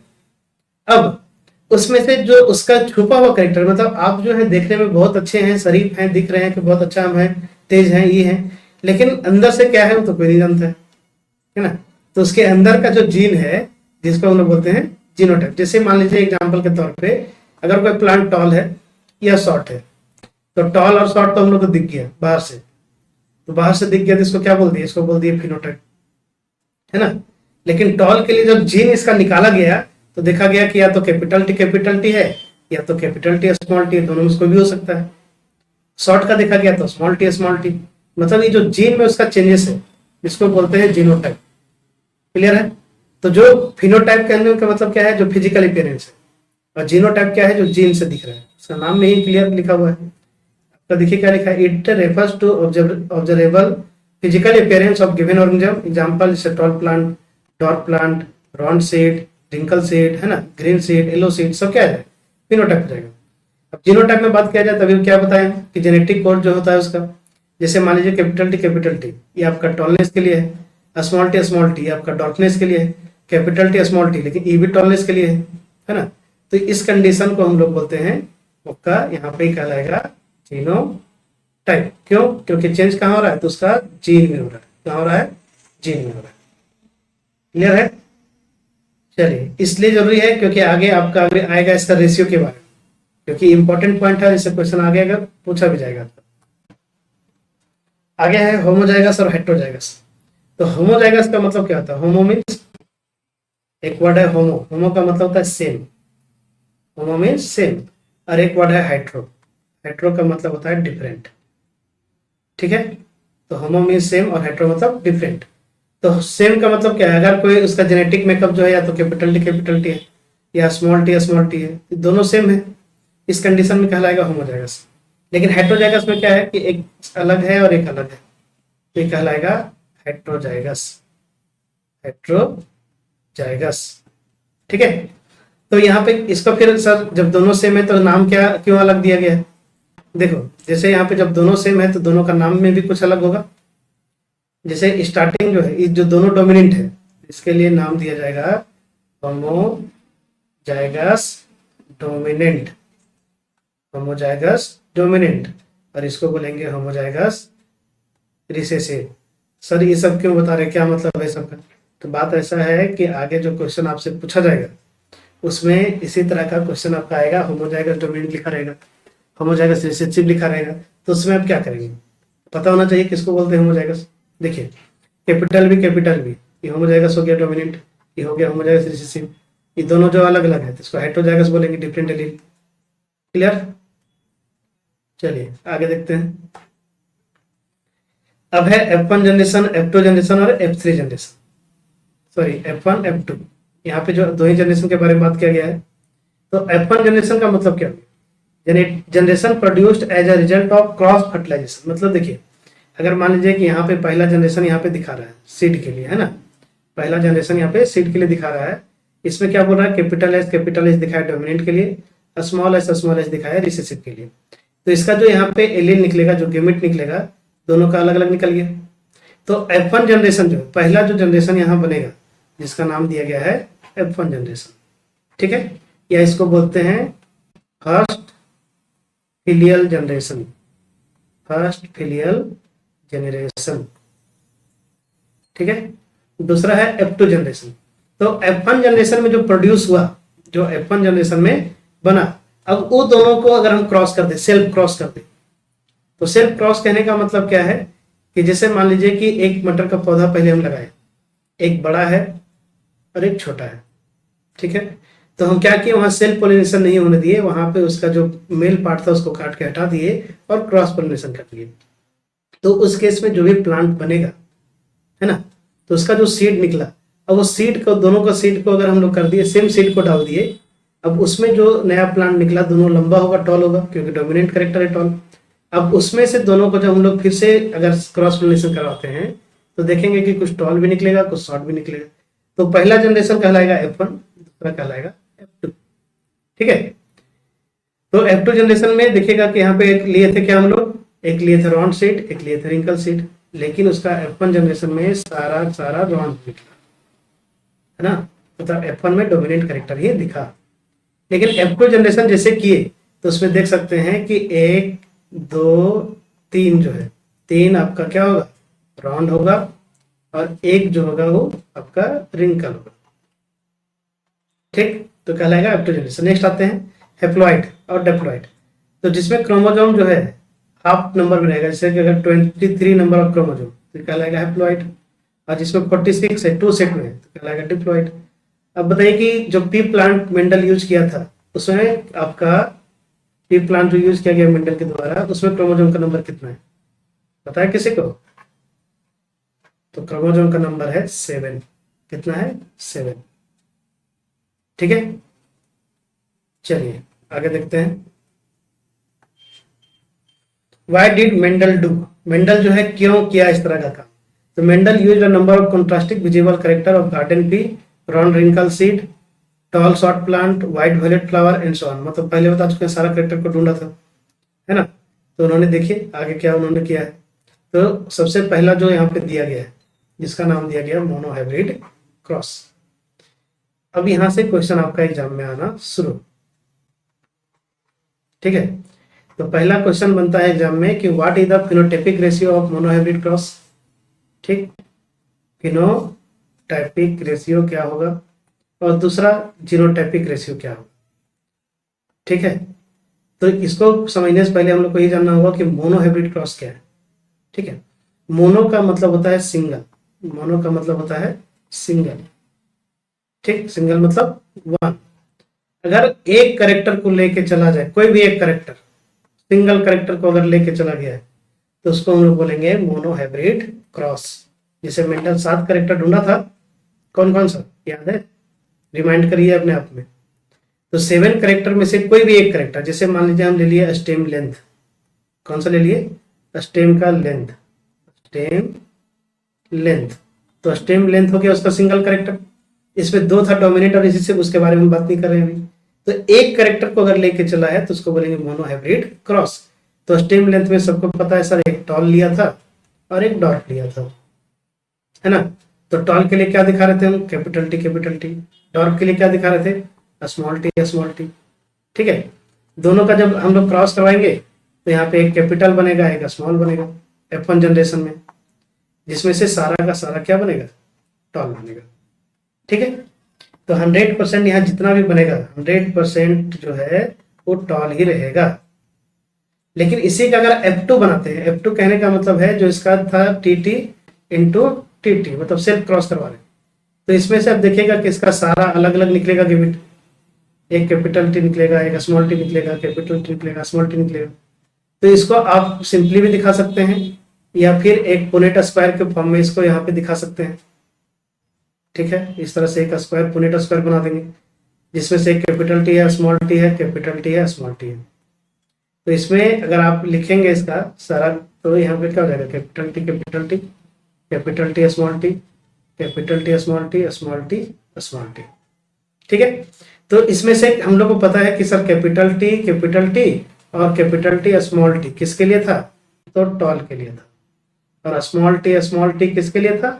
तो डॉट के लिए था। अब यहाँ पे बताइए कितना टॉल और कितना डॉट दिख रहा है। तो यहाँ पे आप इसको आराम से निकाल सकते हैं कि सर ई जो है टॉल है, ये भी टॉल है, ये भी टॉल है। तो अगर रेशियो पूछा जाए तो टॉल कितना दिख रहा है? तो सर 3।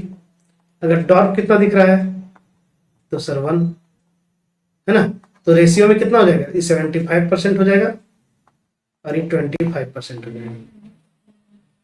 ठीक है, तो कुल मिलाकर के अगर पूछा जाए फिनोटाइपिक रेशियो कितना टॉल है कितना डॉर्फ है, तो फिनोटाइपिक रेशियो कितना हो जाएगा? 3:1 जो लिखा हुआ देखिए, 3:1 is the monohybrid phenotypic ratio. अब इसमें से पूछा जाएगा जीनोटाइपिक रेशियो, तो जीनोटाइपिक रेशियो आप कैसे बताएंगे? तो यहाँ सर क्या क्या है? कैपिटल टी आया है, कैपिटल टी स्मॉल टी आया है, स्मॉल टी आया है ना। तो इसका रेशियो है 1, ये है 2 और ये है 1, इसलिए जीनोटाइपिक रेशियो आएगा 1:1। आप मजेदार बात यहाँ पे ये है कि आप कोई भी करेक्टर ले लें, कोई भी 7 करेक्टर में से कोई भी करेक्टर ले लें, आपका हर एक में सेम आएगा। ठीक है, और ये जरूरी नहीं कि 7 करेक्टर पे ही लागू होगा, ये किसी भी करेक्टर पे लागू हो सकता है। अगर एग्जाम में आपको दे दिया कि मान लीजिए कि किसी का आंख जो है वो ब्लैक है और उसका जो पेरेंट्स है उसका एक का आंख जो है ब्लू है ना, तो ब्लैक जो है वो डोमिनेंट कैरेक्टर है, तो इसको हम लोग क्या ले लेंगे, capital B capital B. Blue जो है रिसेसिव कैरेक्टर, तो स्मॉल बी लिख लेंगे इसको। ठीक है, ये हो जाएगा स्मॉल बी। तो इस केस में भी अगर आप इसको पूरा बनाएंगे तो एक कैपिटल बी स्मॉल बी आएगा जो कि ब्लैक हो जाएगा।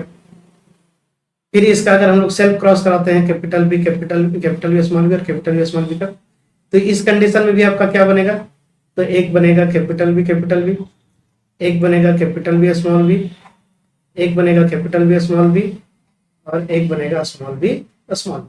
आप इसको ऐसे भी रिप्रेजेंट कर सकते हैं, या तो जो अभी पुनेट स्क्वायर बनाए थे उस तरह से भी आप दिखा सकते हैं, एक साइड कैपिटल एक साइड स्मॉल, कैपिटल स्मॉल, है ना। आप ऐसे भी रिप्रेजेंट कर सकते हैं, यहाँ हो जाएगा कैपिटल बी यहाँ कैपिटल स्मॉल स्मॉल। तो इस कंडीशन में भी आप क्या जानते हैं कि कैपिटल बी जो था किसके लिए था, तो ये था आपका ब्लैक के लिए, स्मॉल बी किसके लिए था, ब्लू के लिए। अब एक बात मजेदार बात ये है कि जहाँ कैपिटल बी होगा जो डोमिनेंट होगा वो अपना कैरेक्टर दिखाएगा, तो यहाँ पे भी आपका ब्लू ब्लैक हो जाएगा, ये भी ब्लैक हो जाएगा, ये भी ब्लैक हो जाएगा, तो 3 ब्लैक 1 ब्लू, सेम रेशियो आ गया। अगर इसका हम लोग जीनोटाइपिक लिखते हैं तो 1 और ये हो जाएगा 2, दोनों मिला के और ये हो जाएगा 1। तो कुल मिला करके फिनोटाइपिक और जीनोटाइपिक रेशियो आपको पता होना चाहिए, है ना। तो मोनोहाइब्रिड क्रॉस का फिनोटाइपिक कितना हो जाएगा 3:1 और जीनोटाइपिक कितना हो जाएगा 1:2:1 बस। तो मोनोहाइब्रिड क्रॉस किसको बोले, तो वैसा क्रॉस जिसमें कोई एक करेक्टर को लेकर के चला जाए। ठीक है, ये आपके लिए इंपॉर्टेंट है, इसको आप नोट कर लेंगे। चलिए आगे देखते हैं। नेक्स्ट है डायहाइब्रिड क्रॉस। ठीक है, तो डायहाइब्रिड क्रॉस का मतलब क्या हो गया, डाई का मतलब ही होता है 2, जहां क्या बोल रहा है 2 characters are considered while crossing. अगर 2 कैरेक्टर को हम लोग एक साथ ले रहे हैं, कंसिडर कर रहे हैं, ठीक है, 2 कैरेक्टर को अगर ले रहे हैं तो उसको बोलेंगे dihybrid cross. A cross in which inheritance of 2 pair of contrasting character is simultaneously studied। 2 character को एक साथ ले रहे हैं, दोनों एक साथ स्टडी कर रहे हैं, तो उसको बोला जा रहा है यहाँ पे कौन सा, डायहाइब्रिड क्रॉस। ठीक है, तो इसमें मजेदार बात क्या है कि आपको जीनोटाइपिक नहीं पूछेगा, आपसे सिर्फ फिनोटाइप पूछेगा। तो फिनोटाइप का रेशियो है 9:3:3:1। कैसे है तो आगे बताएंगे। ठीक है, चलिए आगे देखते हैं। हाँ, अब यहाँ पे बात को कुछ पहले समझते हैं कि मेंडल जो है, अभी हम स्टार्टिंग में पूछे थे कि मेंडल कुछ लॉ दिया था, इस लॉ का नाम था law of inheritance. Law of inheritance, ठीक है। इसमें से कितना लॉ दिया गया है, तो मेंडल जो है 3 लॉ दिए थे, law of dominance, law of segregation, law of independent assortment. तो 3 लॉ इन्होंने दिया था। The first 2 law are derived from monohybrid cross. पहला दोनों लॉ जो है वो किससे ड्राइव्ड हुआ है, तो ये दोनों लॉ जो है ये मोनोहाइब्रिड क्रॉस से दिया गया है ना, मोनोहाइब्रिड क्रॉस से दिया गया है। किसमें काम आएगा, तो sir law of dominance F1 में और लॉ ऑफ सेग्रीगेशन F2 में। और जो थर्ड लॉ है लॉ ऑफ इंडिपेंडेंट असॉर्टमेंट, ये किसके लिए दिया गया है, ये दिया गया है आपका डायहाइब्रिड क्रॉस के लिए। ठीक है, कैसे दिया गया है, चलिए देखते हैं एक करके हम लोग कि कैसे ही काम करता है। चलिए पहला देखते हैं लॉ ऑफ डोमिनेंस के बारे में। तो लॉ ऑफ डोमिनेंस में क्या बोल रहा है, dominant character is expressed in F1 generation. Dominant character जो है वो F1 जनरेशन में शो होता है। Dominant recessive character are expressed in 3:1 in F2 generation. ठीक है, देखिए यहाँ पे क्या बोल रहा है कि एक आपका पर्पल कलर का फ्लावर है और एक आपका व्हाइट कलर का फ्लावर है, दोनों को जब क्रॉस फर्टिलाइजेशन किया गया तो सब का सब पर्पल बना।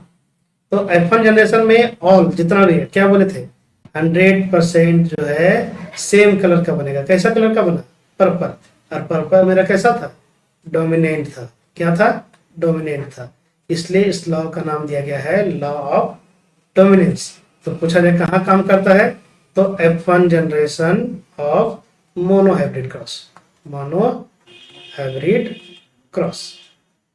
ठीक है, रेशियो क्या होगा, तो 3:2, सॉरी यहाँ पे जो है, यहाँ पे रेशियो आपका 3:1 नहीं, इस केस में 100% रेशियो होगा इसका, किसका, जो डोमिनेंट करेक्टर रहेगा उसका। ठीक है, तो लॉ ऑफ डोमिनेंस में क्या बोला गया है कि जो भी करेक्टर है वो पूरा का पूरा एक ही जैसा रहेगा। नेक्स्ट है लॉ ऑफ सेग्रीगेशन। तो लॉ ऑफ सेग्रीगेशन में क्या बात बोला गया है, the two allele of the trait segregate from each other so that gamete recessive only one of two factor. इसमें स्टार्टिंग में हम क्या बोले थे कि एक पर्पल कलर लिया गया था, है ना, फिर से देख लीजिए, मान लीजिए कि कैपिटल पर्पल के लिए रहे हैं और स्मॉल पी मेरा है व्हाइट के लिए। ठीक, दोनों को जब हम लोग करेंगे तो एक कैपिटल पी एक स्मॉल पी बनेगा जो 100% होगा, जो क्या होगा, कैसा कलर का होगा, पर्पल कलर का होगा। अब इसको अगर हम लोग क्रॉस सेल्फ पोलिनेशन कराते हैं, सेल्फ पोलिनेशन कहने का मतलब है कि दोनों एक ही जैसा लेते हैं, तो इस कंडीशन में क्या बनेगा, तो पर्पल भी बनेगा और व्हाइट भी बनेगा। ठीक है, तो इस केस में लॉ ऑफ सेग्रीगेशन का मतलब क्या हो गया कि दोनों कैरेक्टर मिक्स हो जा रहा है, सेग्रीगेट हो रहा है, आपस में मिक्स हो जा रहा है। ठीक है, तो ये कहाँ पे यूज हो रहा है, तो मेंडल का जो सेकेंड लॉ था, लॉ ऑफ सेग्रीगेशन, वो मोनो हाइब्रिड क्रॉस का F2 जनरेशन को दिखा रहा है। क्लियर, चलिए next, law of independent assortment. अब लॉ ऑफ इंडिपेंडेंट असॉर्टमेंट में जो हम लोग बात कर रहे हैं उसको थोड़ा सा देखते हैं। लॉ ऑफ इंडिपेंडेंट असॉर्टमेंट में क्या बोल रहा है कि जितना भी आपका जो करेक्टर है उसको लेके जो चले थे, उसके अलावा भी कुछ करेक्टर आपको नया देखने को मिलेगा। ये कैसे हो सकता है सर, तो ये करेक्टर अभी देखेंगे हम लोग आगे क्वेश्चन में, इसको देखेंगे कि कैसे होता है। ठीक है, तो यहाँ पे देखिए आपका एक कैपिटल आर स्मॉल आर लिया गया है, मतलब एक राउंड और रिंकल के लिए लिया गया है, यहाँ पे येलो के लिए लिया गया है और एक ग्रीन के लिए लिया गया है। तो फाइनली अगर आप देख पा रहे होंगे तो यहाँ देखेंगे कि एक राउंड है, राउंड और येलो है, एक राउंड और ग्रीन है ना, और यहाँ पे एक रिंकल ग्रीन है। ठीक है, तो सारा 4 करेक्टर इसमें मिक्स हो जाता है, देखेंगे भी आगे कि कैसे मिक्स होता है। चलिए, how do traits get expressed. अब ट्रेड्स जो है कैसे एक्सप्रेस करता है, तो पहले बता चुके हैं डीएनए होता है, डीएनए प्रोटीन बनाता है ना, तो इसमें बहुत ज़्यादा चीज़ आपको जानने का जरूरत नहीं है, बस इसको एक बार आप देख लेंगे। How do trait get expressed, तो पता है डीएनए से आरएनए बनेगा, आरएनए से प्रोटीन बनेगा। ठीक, ये भी आपसे पूछेगा नहीं। अब यहाँ पे बात किया गया है सेक्स डिटर्मिनेशन के बारे में। तो सेक्स डिटर्मिनेशन क्या है, तो सेक्स डिटर्मिनेशन कहने का मतलब है कि the process by which sex of an individual और determined based on genetic material composition is known as sex determination. मतलब किसी भी बच्चे का जो सेक्स होगा वो कैसा होगा, वो मेल होगा या फीमेल होगा, ये जो डिटरमाइन किया जाता है उसी को बोला गया है सेक्स डिटर्मिनेशन। इस साइन के बारे में आपको पता होना चाहिए, ये जो साइन है आपका मेल के लिए होता है और ये जो साइन है आपका फीमेल के लिए होता है। ठीक है, तो किसी भी इंडिविजुअल का जो सेक्स हम लोग डिटरमाइन करते हैं, डिसाइड किया जाता है, उसी को बोला गया है sex determination. How is the sex of newborn individual determine. अब सोचने में क्या बात है कि मान लीजिए किसी का बच्चा हो रहा है, किसी का जो घर में बेबी होता है, तो बॉय होगा या गर्ल होगा। बहुत लोग सोचता है कि सब बच्चा जो है लड़का होगा तो लड़की होगा, लेकिन ये किसके ऊपर डिपेंड करता है, उसके मदर के ऊपर या फादर के ऊपर। अगर आप लोगों को पता है तो बताइए, जो नहीं पता है तो देखिए किसके ऊपर डिपेंड करता है। क्या बोल रहा है, सेक्स डिटर्मिनेशन में क्रोमोजोम का बहुत इंपॉर्टेंट रोल होता है। किसका रोल होता है, क्रोमोजोम का। क्या रोल होता है, तो आपको पता होना चाहिए कि टोटल क्रोमोजोम का नंबर कितना बताए थे अभी, 23 पेयर, 23 पेयर। इसमें से 22 पेयर जो है जिसको हम लोग बोलते हैं ऑटोजोम, ऑटोजोम, और एक पेयर जो है जिसको हम लोग बोलते हैं सेक्स क्रोमोजोम। ठीक है, देखिए लिखा हुआ भी है 22 पेयर ऑटोजोम है, एक पेयर सेक्स क्रोमोजोम है। अब जो एक पेयर सेक्स क्रोमोजोम है, मेल में जो होता है XY होता है और फीमेल में जो होता है वो XX होता है ना, और ऑटोजोम दोनों में सेम होगा, चाहे मेल हो या फीमेल हो। तो जो XY और XX है यही इंपॉर्टेंट रोल प्ले करता है आपका किसमें, सेक्स डिटर्मिनेशन में। ठीक है, तो एक पेयर जो सेक्स क्रोमोजोम है, जिसे अगर मान लीजिए कि मेल की तरफ से X और Y है और फीमेल की तरफ से X और X है, इसमें से अगर मेल का X और फीमेल का X अगर मिलता है तो XX बना देगा। ठीक है, मेल का Y और फीमेल का X अगर मिलता है तो XY बना देगा। तो जो एक्स एक्स बनेगा वो गर्ल चाइल्ड बनाएगा, और जो फीमेल आपका फीमेल में जो एक्स था और मेल का जो वाई था अगर मिलता है तो वाई बनाएगा, है ना। तो कुल मिलाकर के यहाँ से जो क्वेश्चन पूछा था आपका, सेक्स डिटर्मिनेशन किसके ऊपर बेस्ड होता है, तो आपको पता होना चाहिए कि सेक्स डिटर्मिनेशन के लिए उसका फादर या मेल जो है वो रिस्पॉन्सिबल होता है, या फीमेल का कोई भी रोल नहीं होता है। तो इसी क्वेश्चन को थोड़ा घुमा के पूछ देगा कि जो इलिटरेट पर्सन है, जो आपका अनपढ़ लोग हैं, उन्होंने गांव घर में अभी भी जो है फीमेल के लिए इसको बच्चे का चाइल्ड के लिए रिस्पॉन्सिबल बोलते हैं कि जिसके घर में अगर लगातार 4-5 बेटी हो गया तो उसकी फीमेल जो होती है वो रिस्पॉन्सिबल होता है। तो क्या ये सच है या गलत है, इसको अपने भाषा में लिख के इसको प्रूव करने बोले। तो कुल मिलाकर के यहाँ पे क्या बात बताया गया है कि मेल जो है रिस्पॉन्सिबल होता है। कैसे, तो chromosome that are not really involve in sex determination, males and female have similar traits, ठीक है। इन ह्यूमन देयर आर, यहाँ पे उल्टा लिखा गया है, यहाँ पे क्रोमोसोम नहीं, यहाँ पे होगा ऑटोसोम और यहाँ हो जाएगा सेक्स क्रोमोसोम, ठीक है। तो chromosome that determine sex and sex related hormonal traits, male में XY, फीमेल में XX, ह्यूमन में एक पेयर और मेल में भी एक पेयर होता है, ठीक है। देखते हैं इसको आगे। और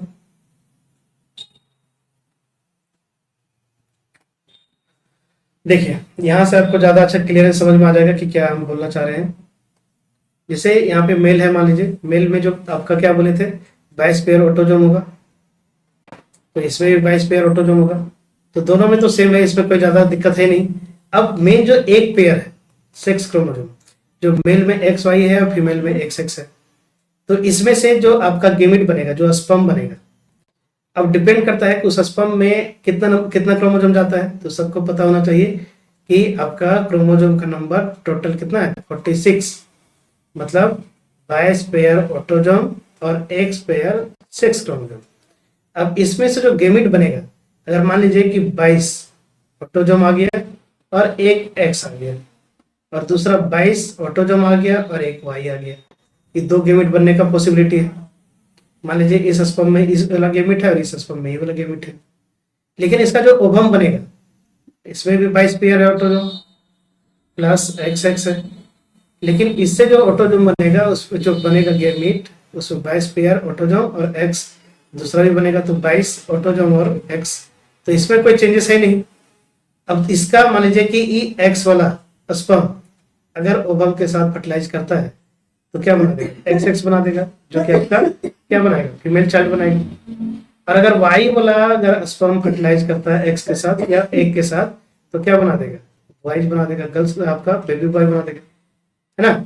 तो ये जो आपका पूरा का पूरा प्रोसेस है, इसी को आपको अगर एग्जाम में पूछ दिया जाए कि how sex determination in human beings, अगर 3 मार्क्स का क्वेश्चन में पूछे तो आपको पूरा बताना होगा कि ऑटोसोम जो होता है 44 होता है 22 पेयर, एक पेयर सेक्स क्रोमोसोम होता है, इसको जो भी हम लिखे थे उसको आपको लिख के बताना भी होगा, ठीक है।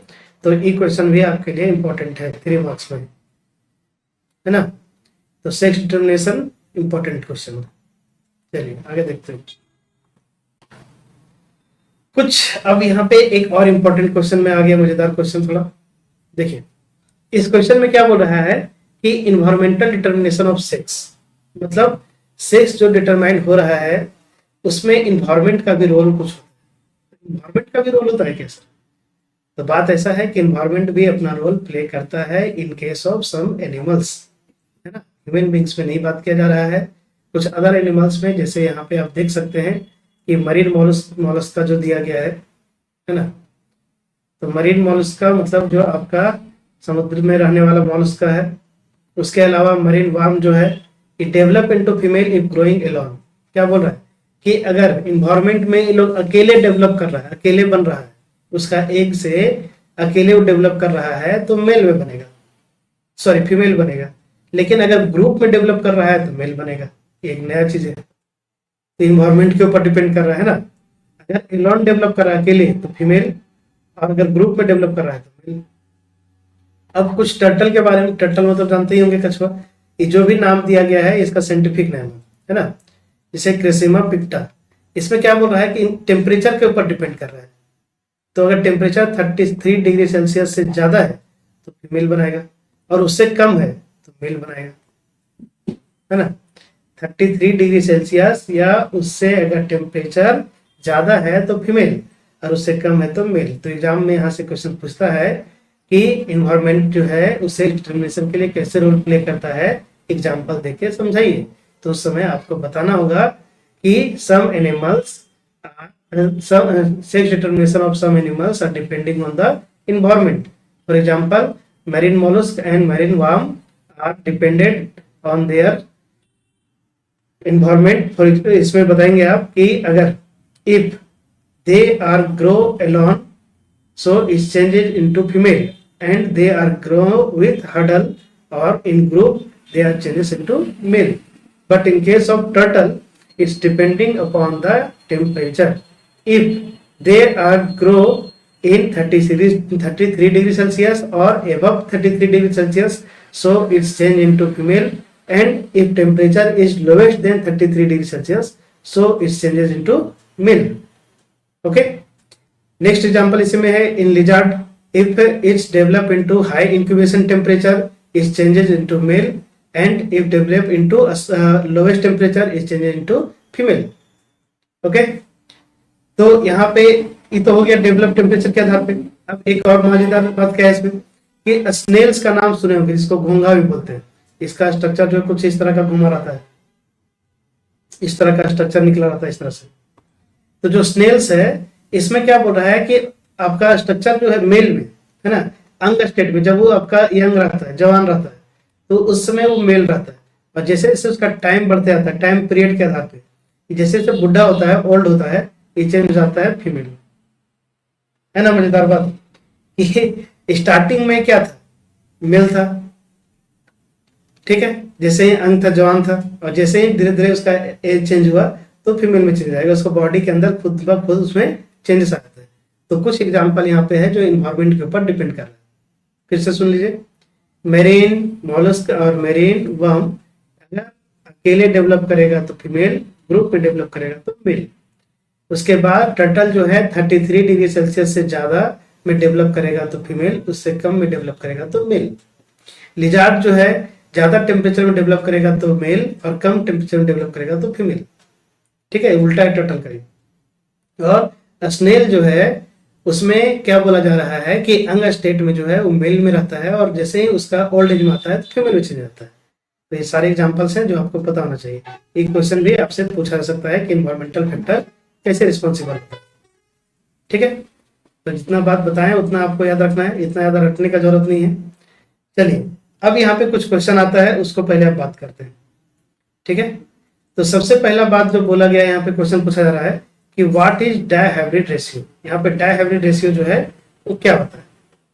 तो डायहाइब्रिड रेशियो तो आपको पता होगा तब तो कि क्या होता है डायहाइब्रिड। तो डायहाइब्रिड के बारे में बता चुके हैं कि if we use two characters, अगर दो कैरेक्टर्स को हम लोग एक साथ यूज कर रहे हैं तो उसको हम लोग बोलेंगे डायहाइब्रिड क्रॉस। कैसे, देखिए एक एग्जांपल पहले हम समझाते हैं। मान लीजिए मेरे पास एक सीड है जो राउंड है और येलो कलर का है, दूसरा सीड जो है वो रिंकल है और ग्रीन कलर का। ठीक है, तो राउंड के लिए हम लोग यूज कर रहे हैं कैपिटल और कैपिटल आर, येलो के लिए यूज कर रहे हैं capital Y capital Y. Wrinkle के लिए जो भी वर्ड यहाँ यूज किए हैं इसी का आपका स्मॉल लेटर का यूज करेंगे, जिसमें small R capital small Y. ठीक है, यहाँ तक तो क्लियर है, कोई दिक्कत नहीं। अब इसमें से अगर इसका गेमिट फॉर्मेशन होगा तो क्या बनेगा, कैपिटल आर कैपिटल वाई, इसमें बनेगा स्मॉल आर स्मॉल वाई। इन दोनों को अगर हम लोग क्रॉस करवा दे तो बनेगा capital R capital Y small Y. ये हो गया इसका F1 जनरेशन। लेकिन मजेदार बात यह है कि चाहे मोनोहाइब्रिड क्रॉस का रेशियो पूछे या डायहाइब्रिड क्रॉस का रेशियो पूछे, आपका उसका F2 जनरेशन का बताना है, F1 जनरेशन का नहीं बताना है ना। तो F1 जनरेशन में 100% अभी जो आया है ना, अभी जो आया वो क्या होगा, कौन सा होगा। तो सर जहां पे कैपिटल वाला प्रेजेंट है, से राउंड प्रेजेंट है, ये जो येलो प्रेजेंट है, तो इसका जो कलर होगा वो होगा राउंड येलो। क्लियर है यहाँ तक बात। तो F1 जनरेशन में जितना भी बना सब क्या बना, राउंड येलो बना। ठीक है, अब इसका F2 जनरेशन देखते हैं। तो F1 जनरेशन में मेरे पास क्या था, तो sir capital R capital Y small Y. एक और ले लेते हैं इसका capital R small R, capital Y small Y. मान लीजिए एक मेल प्लांट है, एक फीमेल प्लांट है। अब दोनों को क्रॉस करेंगे हम लोग, तो क्रॉस करने के लिए क्या करना होगा, पहले गेमिट फॉर्मेशन करना होगा। अब इसमें गेमिट भी जो बनेगा वो अलग अलग बनेगा। देखिए, एक कैपिटल आर कैपिटल वाई का एक गेमिट बनेगा, कैपिटल आर स्मॉल वाई का एक गेमिट बनेगा, स्मॉल आर कैपिटल वाई का गेमिट बनेगा, स्मॉल आर स्मॉल वाई का गेमिट बनेगा। इसमें भी सेम बनेगा, capital R capital Y, capital R small Y, small R capital Y, small R small Y, है ना। अब यहाँ पे ये जो चीज है, ये जो बना है, ये दोनों को जब, ये तो गेमिट इतना तरह का बना है, इसका ऑफ स्प्रिंग बनाएंगे तो भी एक से चारों का रिएक्शन होगा, तो पॉसिबल नहीं है कि हम लोग सिंपली इसको बना सके। इसके लिए एक आपका जो है पुनेट स्क्वायर का यूज किया गया है। पुनेट स्क्वायर कहने का मतलब क्या बोल रहा है कि एक टेबल है स्क्वायर के फॉर्म में, जिसको आप यहाँ पे बना रहे हैं, देख सकते हैं। 1 2 3 ये हो गया 4, ठीक है।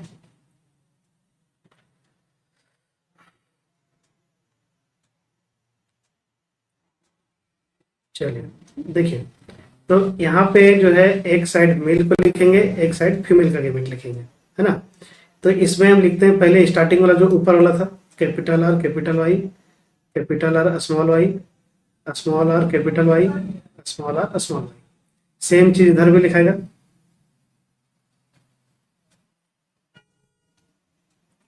ठीक है। तो अब यहाँ पे जो हम लोग बनाएंगे, इसमें क्या करेंगे, पहले इसको ये चारों के साथ लिखेंगे। तो कैपिटल आर हो जाएगा, और कैपिटल वाई हो जाएगा। इसमें capital R capital Y capital R, चलिए दोनों आर पहले लिखाएगा, capital Y small Y, capital R small R capital Y, है ना। Capital R small R capital Y small Y. तो सब में इसी तरह से इसको फिलअप कर देंगे फटाफट, देख करके कि कैसे बनेगा।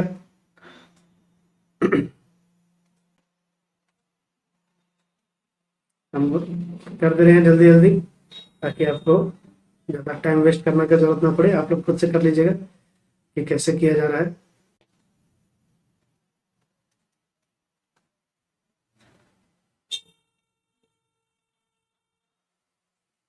Capital R small R capital Y small Y, small R capital Y small R capital Y small Y, capital R small Y small Y, small R capital Y small Y, small R Y Y, ठीक है।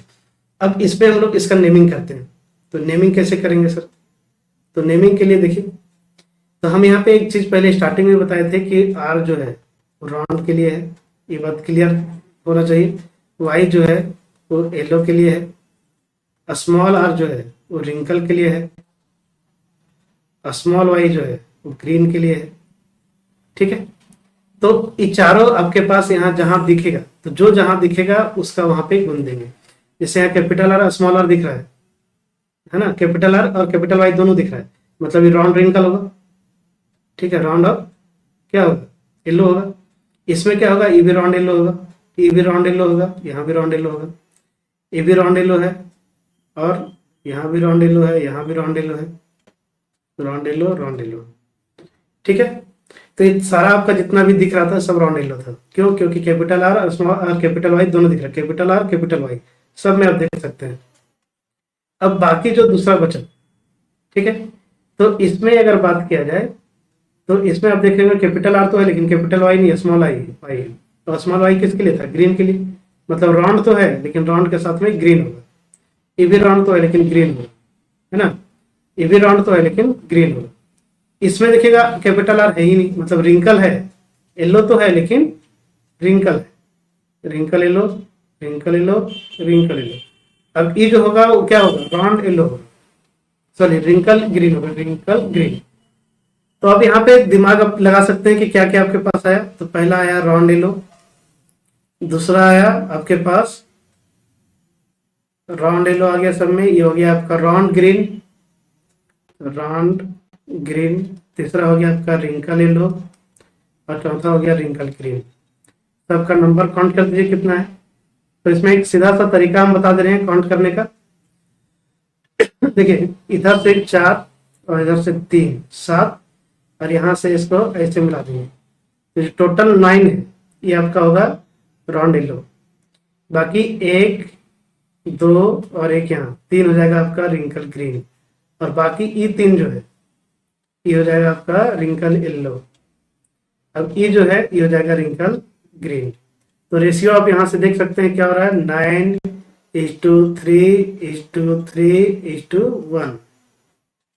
ठीक है, तो dihybrid cross का ratio क्या होता है, 9:3:3:1।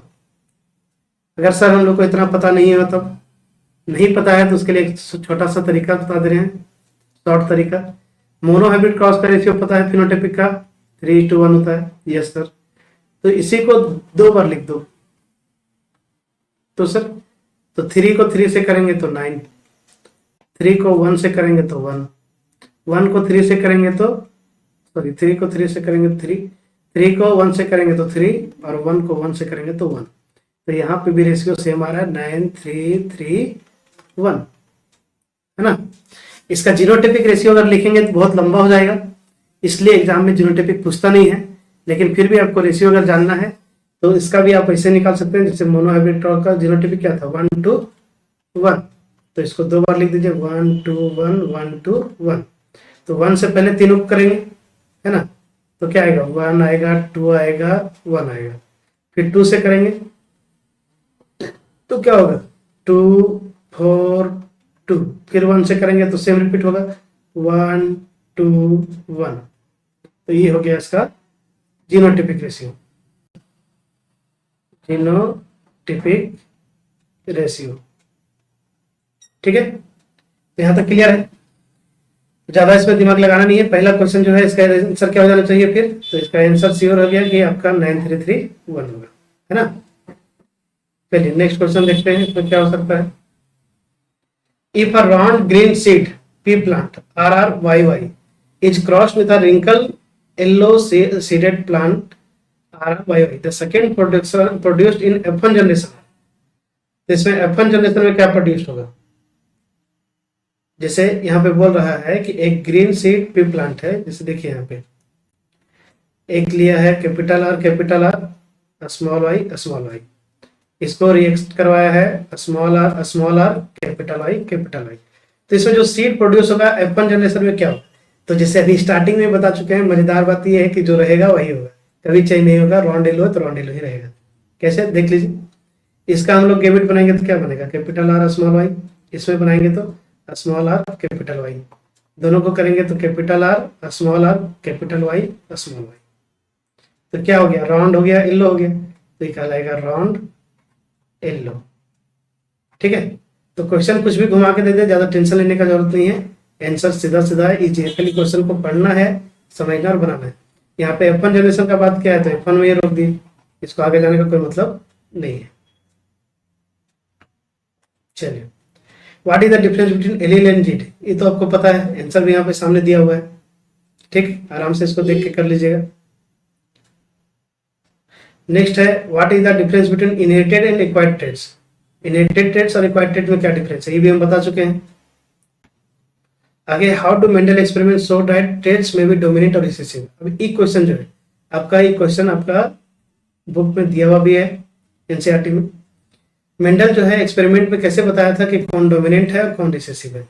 तो Mendel selected true breeding plant TT and dwarf small T, दोनों को जब किया तो फर्टिलाइजेशन होने के बाद क्या हुआ, F1 जनरेशन में जितना भी प्लांट आया था सब टॉल आया था, और F1 जनरेशन को जब फिर से सेल्फ क्रॉस कराया गया तो उसमें देखा कि सब टॉल नहीं है, 1/4 जो है F2 जनरेशन में वो क्या हो गया, शॉर्ट हो गया। तो जिसके आधार पर उन्होंने बताया कि F1 में तो सब टॉल आ रहा है, लेकिन F2 में जो है सब टॉल नहीं है, दोनों है, शॉर्ट भी है और टॉल भी है। तो इसके आधार पर उन्होंने बताया कि जो करेक्टर शो अप हो रहा है हर जनरेशन में उसको डोमिनेंट बोला गया, और जो नहीं शो अप हो रहा है उसको रिसेसिव बोला गया। ठीक है,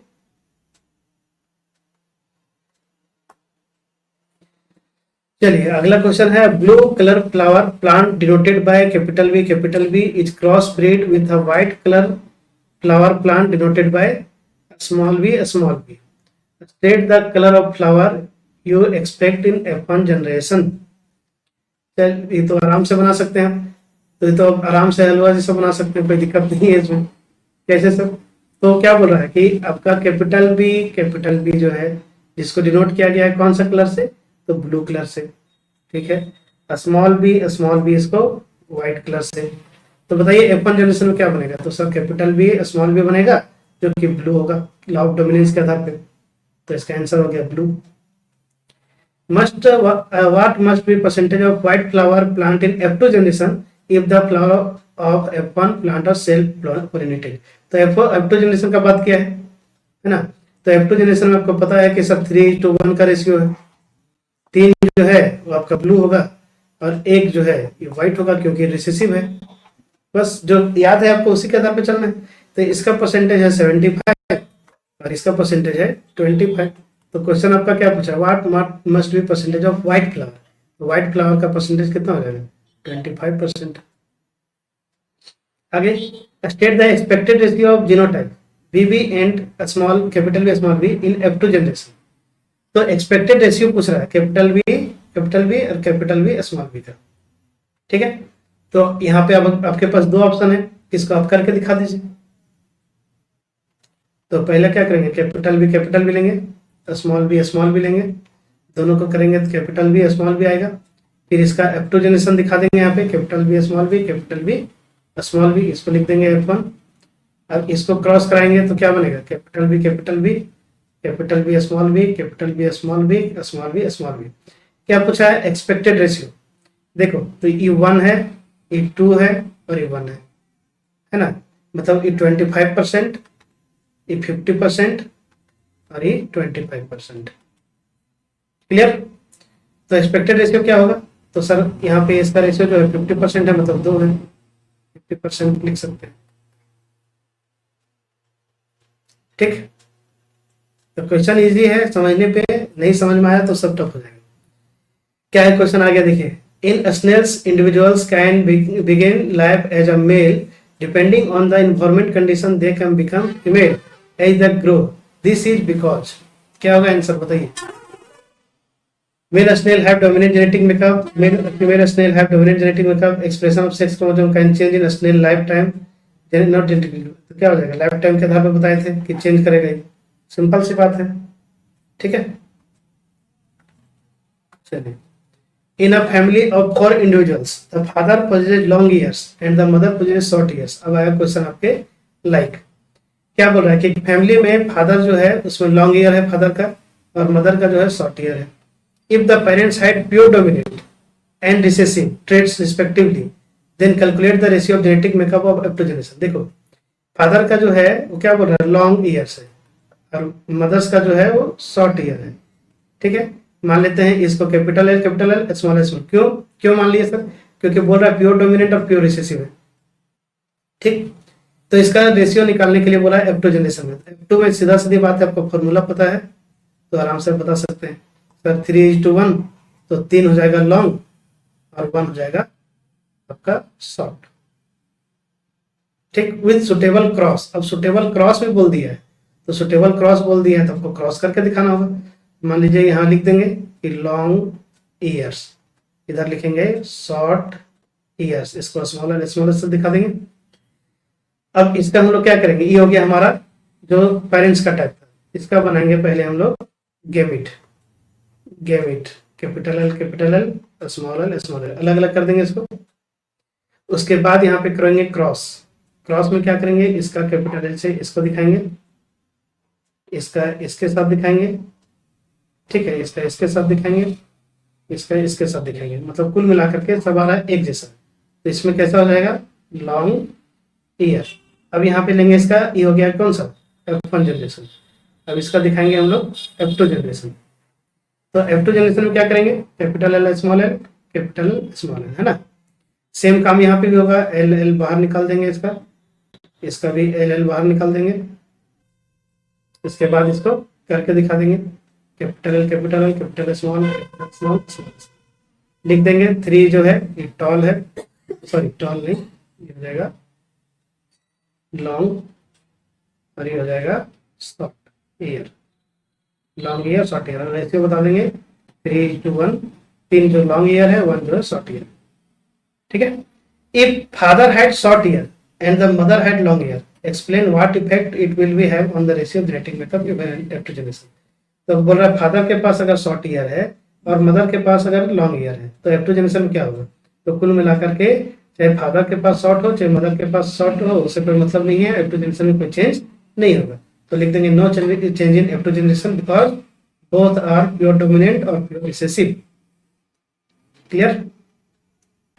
क्योंकि फादर का हम मान ले एल या फिर मदर का मान ले, देखो अभी हम लोग फादर का माने थे, अब मान लो फादर का स्मॉल एल स्मॉल हो गया, कैपिटल हो गया मदर का, तो रेशियो तो वही आएगा, इसमें कोई चेंजेस तो नहीं होगा। एक्सेप्शन रीजन में भी इस तरह का क्वेश्चन हम क्या बोले थे, एक एमसीक्यू पूछ सकता है जिसमें एक्सेप्शन रीजन हो, ऑप्शनल हो, कोई दिक्कत नहीं है। If mother is homozygous for black hair and father has red hair then their children can inherited black hair. Mother जो है होमोजाइगस है, ठीक है, तो मदर अगर होमोजाइगस है और मदर के पास कैसा हेयर है, ब्लैक हेयर, और फादर के पास कैसा है, red hair, their children can inherited black hair, क्या उसके चिल्ड्रन में ब्लैक हेयर इनहेरिटेड हो सकता है। आगे देखिए, gene for black hair is recessive to gene for red hair in human. Gene of black hair जो है वो रिसेसिव है इसमें, रेड हेयर इन ह्यूमन के आधार पे। तो अब यहाँ पे क्वेश्चन जो है दिमाग खराब कर देगा। तो ब्लैक हेयर के लिए क्या बोल रहा है कि होमोजाइगस कंडीशन है, तो ब्लैक हेयर मान लो कि स्मॉल भी लिख दे रहे हैं, या फिर इसको चेंज कर दिए, रेड हेयर के आधार पर अगर लेना है तो रेड हेयर को कैपिटल लेंगे तो ब्लैक हेयर को स्मॉल ले लेंगे। तो क्या इसके बच्चे में ब्लैक हेयर का आने का पॉसिबिलिटी है या नहीं है। तो पहला में तो नहीं आएगा सर, तो रेड होगा, लेकिन दूसरा जनरेशन में आएगा सर 3:1 वाला, तो यहाँ तो आ सकता है ब्लैक। ठीक, तो क्या ब्लैक हेयर रिसेसिव है, बिल्कुल है। तो एसर्शन और रीजन दोनों सही है, एसर्शन भी सही, रीजन भी सही। Gene for black hair recessive to gene for red hair in human, इसका करेक्ट एक्सप्लेनेशन भी है। तो ऑप्शन क्या हो जाएगा, ए। पता होना चाहिए ऑप्शन क्या क्या रहता है। पहला ऑप्शन क्या रहता है, एसर्शन भी सही, रीजन भी सही, और रीजन जो है करेक्ट एक्सप्लेनेशन है एसर्शन का। दूसरा ऑप्शन होता है एसर्शन सही, रीजन सही, लेकिन रीजन जो है करेक्ट एक्सप्लेनेशन नहीं है। तीसरा है एसर्शन सही, रीजन गलत। चौथा है एसर्शन गलत, रीजन सही, है ना। तो ये 4 ऑप्शन आपके पास रहता है, तो इसके आधार पे क्या होगा, एसर्शन भी सही, रीजन भी सही, और करेक्ट एक्सप्लेनेशन भी है। चलिए आगे देखते हैं। अब यहाँ पे कुछ क्वेश्चन है कि in a cross between plant with axile flower and flower with terminal flower, ठीक है, F1 generation had all axile flower, F1 generation में सारा का सारा एक्साइल फ्लावर है। इसका मतलब है कि F1 जनरेशन जो है, ये जो है क्या हो जाएगा, डोमिनेंट हो जाएगा, और ये जो हो जाएगा रिसेसिव हो जाएगा। ठीक, when the F1 generation was self breed, अगर F1 जनरेशन को सेल्फ ब्रीड किया गया तो F2 जनरेशन में 800 आया, इसमें से 600 जो है एक्साइल फ्लावर है। Very good. तो इसमें क्या बोल रहा है कि कंस्ट्रक्ट अ क्रॉस बनाने बोला है, तो बना दीजिए। मान लीजिए कि एक्साइल के लिए ए है और टर्मिनल के लिए स्मॉल ए है, इसको मान देंगे क्या, डोमिनेंट या फिर मेल कैरेक्टर, ये हो जाएगा फीमेल कैरेक्टर। ठीक है, अब इसका जो F1 जनरेशन आएगा सब आएगा ए, मतलब एक्साइल आ गया, कोई दिक्कत नहीं है, लिख के दिखा दीजिए पहले, ए फॉर एक्साइल और स्मॉल ए फॉर टर्मिनल। ठीक है, तो यहाँ पे पहला जो बात बोला वो क्लियर हो गया। अब बोल रहा है कि F2 जनरेशन में, तो F2 जनरेशन हमारा क्या हो जाएगा, ए ले लेंगे, तो यहाँ पे capital A capital A capital A small A capital A small A small A small A. ठीक, तो इसका रेशियो आया 3, इसका रेशियो आया 1। टोटल कितना है, 800 प्लांट है ना। तो 800 प्लांट में क्या हो जाएगा, देखो, तो 800 प्लांट में क्या बोला, 3 और 1 4 रेशियो टोटल, इसमें से 3 रेशियो ये है, तो काटेंगे तो क्या होगा 200, मतलब 2 3 600। ठीक है, अब इसका अगर बात करें तो 800 में से ऊपर है 1, नीचे है 4, तो कितना आएगा 200। ठीक है, what is the ratio of axial flower plant, तो रेशियो क्या हो जाएगा, तो एक्साइल फ्लावर प्लांट का रेशियो हो जाएगा 3:1, मतलब 3 एक्साइल, मतलब 75%। जीनोटाइप एंड जीनोटिपिक रेशियो, तो जीनोटिपिक रेशियो बता देंगे कि सर 1:2:1 हो जाएगा। कैसे होगा, तो A capital A small A small A small A. In F2 generation give to right 400 individual how many flowers would be pure homozygous. अगर बोल रहा है एप्टो जनरेशन में 400 इंडिविजुअल्स है तो प्योर होमोजाइगस कितना होगा। प्योर होमोजाइगस का मतलब क्या हो गया, देखिए 800 था तो ये कंडीशन था, लेकिन यहाँ पे 400 बात कर रहा है, मात्र 400। तो सेम चीज देखिए, प्योर होमोजाइगस यहाँ है और प्योर होमोजाइगस यहाँ है। होमोजाइगस का मतलब क्या बताए थे, जब दोनों सेम हो, जैसे capital A small a pure homozygous है। तो देखिए अगर 4 रेशियो में बांट दिया जाए तो एक रेशियो ये, एक रेशियो ये, एक रेशियो ये, तो 100 ये 100 ये, मतलब इसका कुल मिलाकर के आंसर हो जाएगा 200। Genotype of this plants, genotype निकाल दिए हैं। Instead the above cross if there was cross between tall and dwarf plant. बोल रहा है इस क्रॉस के जगह पे अगर हम लोग टॉल और डॉर्क प्लांट का क्रॉस करवाते हैं तो उसमें 100 इंडिविजुअल टोटल आता है एप्टोजेनेशन, तो कितना प्लांट जो है डॉर्क होगा। सेम चीज है, तो कैपिटल टी स्मॉल टी है ना। पहला generation capital T small T, दूसरा जनरेशन में कैपिटल टी स्मॉल टी। तो इसमें क्या क्या आएगा, तो सर कैपिटल आएगा, कैपिटल स्मॉल आएगा, कैपिटल स्मॉल आएगा और स्मॉल आएगा। ठीक है, टोटल कितना है 4 है। रेशियो जोड़ लीजिए 1 2 1 के रेशियो में है, तो टोटल रेशियो कितना हो गया, तो 1 और 2 3 और 1 4 रेशियो है टोटल। 100 प्लांट था, इसका पूछा है डॉर्क का, तो डॉर्क का रेशियो 1 है, तो 1/4 काटेंगे तो 25, तो टोटल नंबर ऑफ प्लांट कितना हो जाएगा 25 हो जाएगा। रीजन के साथ बता दी, क्रॉस बता दीजिए तो मतलब रीजन हो गया उसका साथ में। Different species use different strategy determine the sex of newborn individuals. It can be environmental cues or genetically determined. Explain the statement by giving example for each strategy. तो इसके बारे में अभी हम बता चुके हैं सेक्स डिटर्मिनेशन में कि किसमें क्या क्या होता है ना। जैसे अभी क्या बोले थे, मरीन मोलस्क और मरीन वर्म, ठीक है, ये किसके आधार पे था, तो या तो एलॉन डेवलप करेगा या तो फिर ग्रुप में डेवलप करेगा। एलॉन डेवलप करेगा तो फीमेल, ग्रुप में करेगा तो मेल। उसके बाद टेम्परेचर के आधार पे भी था, है ना, 33 डिग्री से ज्यादा होगा तो फीमेल किस में, टर्टल में, और कम होगा तो मेल। ठीक है, उसी तरह से दूसरा में भी था आपका लिजार्ड में कि अगर टेम्परेचर ज्यादा रहेगा तो मेल और टेम्परेचर कम होगा तो फीमेल। उसके अलावा स्नेल में क्या था कि अपना लाइफ टाइम के आधार पे उसका चेंज कर रहा था, तो बस वही चीज पे हमें बता देना है। A pea plant which is homozygous for inflated green pods in crossed with a homozygous plant for constricted yellow pods, ठीक है, give the phenotype and genotype of F1 generation।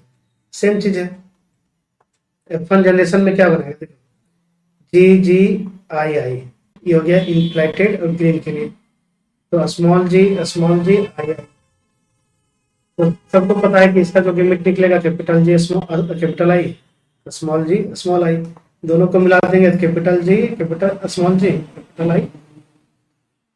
ठीक है, तो जब कैपिटल है मतलब ग्रीन के लिए, आई जो है इन्फ्लेटेड के लिए है, तो क्या हो जाएगा, इन्फ्लेटेड ग्रीन पोर्ट्स होगा, और आंसर में कैपिटल जी कैपिटल आई, देखिए कहाँ है, यहाँ है। ठीक, कहानी खत्म इसका भी। In a cross between a pure white flowered plant and pure pink flower plant, the F1 generation was found to be pink, ठीक है, on the basis which are dominant and recessive। Same चीज है, कोई दिक्कत नहीं होना चाहिए यहाँ पे कि F1 जनरेशन में प्योर व्हाइट फ्लावर लिया गया है और प्योर पिंक लिया गया है, तो F1 में जो उसका आया है सब पिंक आया, तो पिंक क्या हो जाएगा, तो सब डोमिनेंट हो जाएगा, है ना। तो कौन सा डोमिनेंट रिसेसिव है, पिंक डोमिनेंट हो जाएगा, और व्हाइट जो है वो रिसेसिव हो जाएगा। यही क्या बता सकते हैं, कोई दिक्कत नहीं है। What is the ratio of this plant in F2 generation, F2 generation में प्लांट का रेशियो क्या होगा, तो 3:1, 3 हो जाएगा आपका पिंक और 1 हो जाएगा white. Mendel said that characteristic, a trait of organism are carried from one generation to another by internal factor which occurs in pairs। कौन occurs होता है पेयर में, तो जीन होता है। What is modern name of these factors, factors का क्या नाम है, तो जीन नाम है।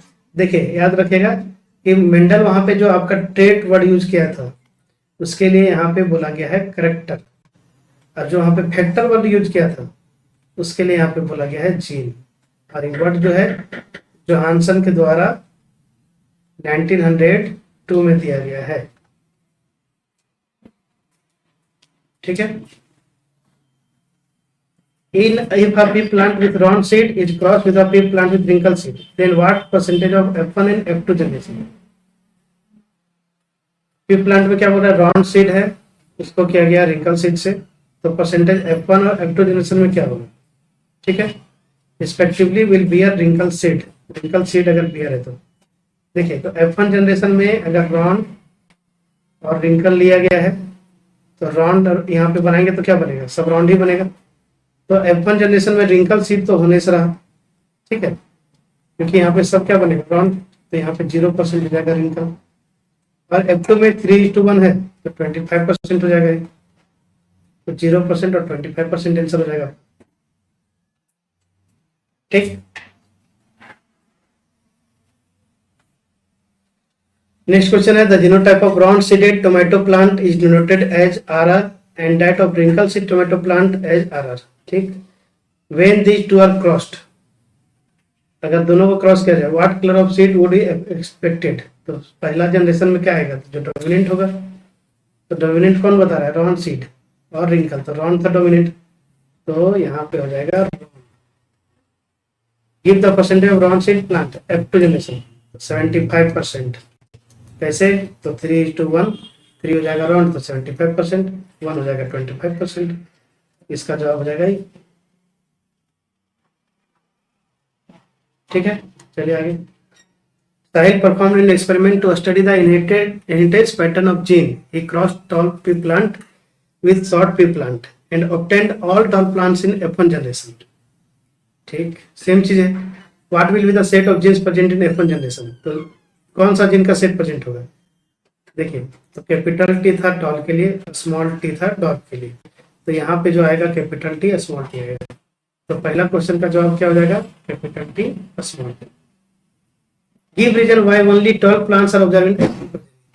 बोल रहा है कि रीजन बताइए कि F1 में सिर्फ टॉल ही क्यों आया। तो यहाँ बता देंगे कि टी जो है वो टॉल के लिए डिनोटेड है, स्मॉल टी जो है वो डॉग के लिए डिनोटेड है ना।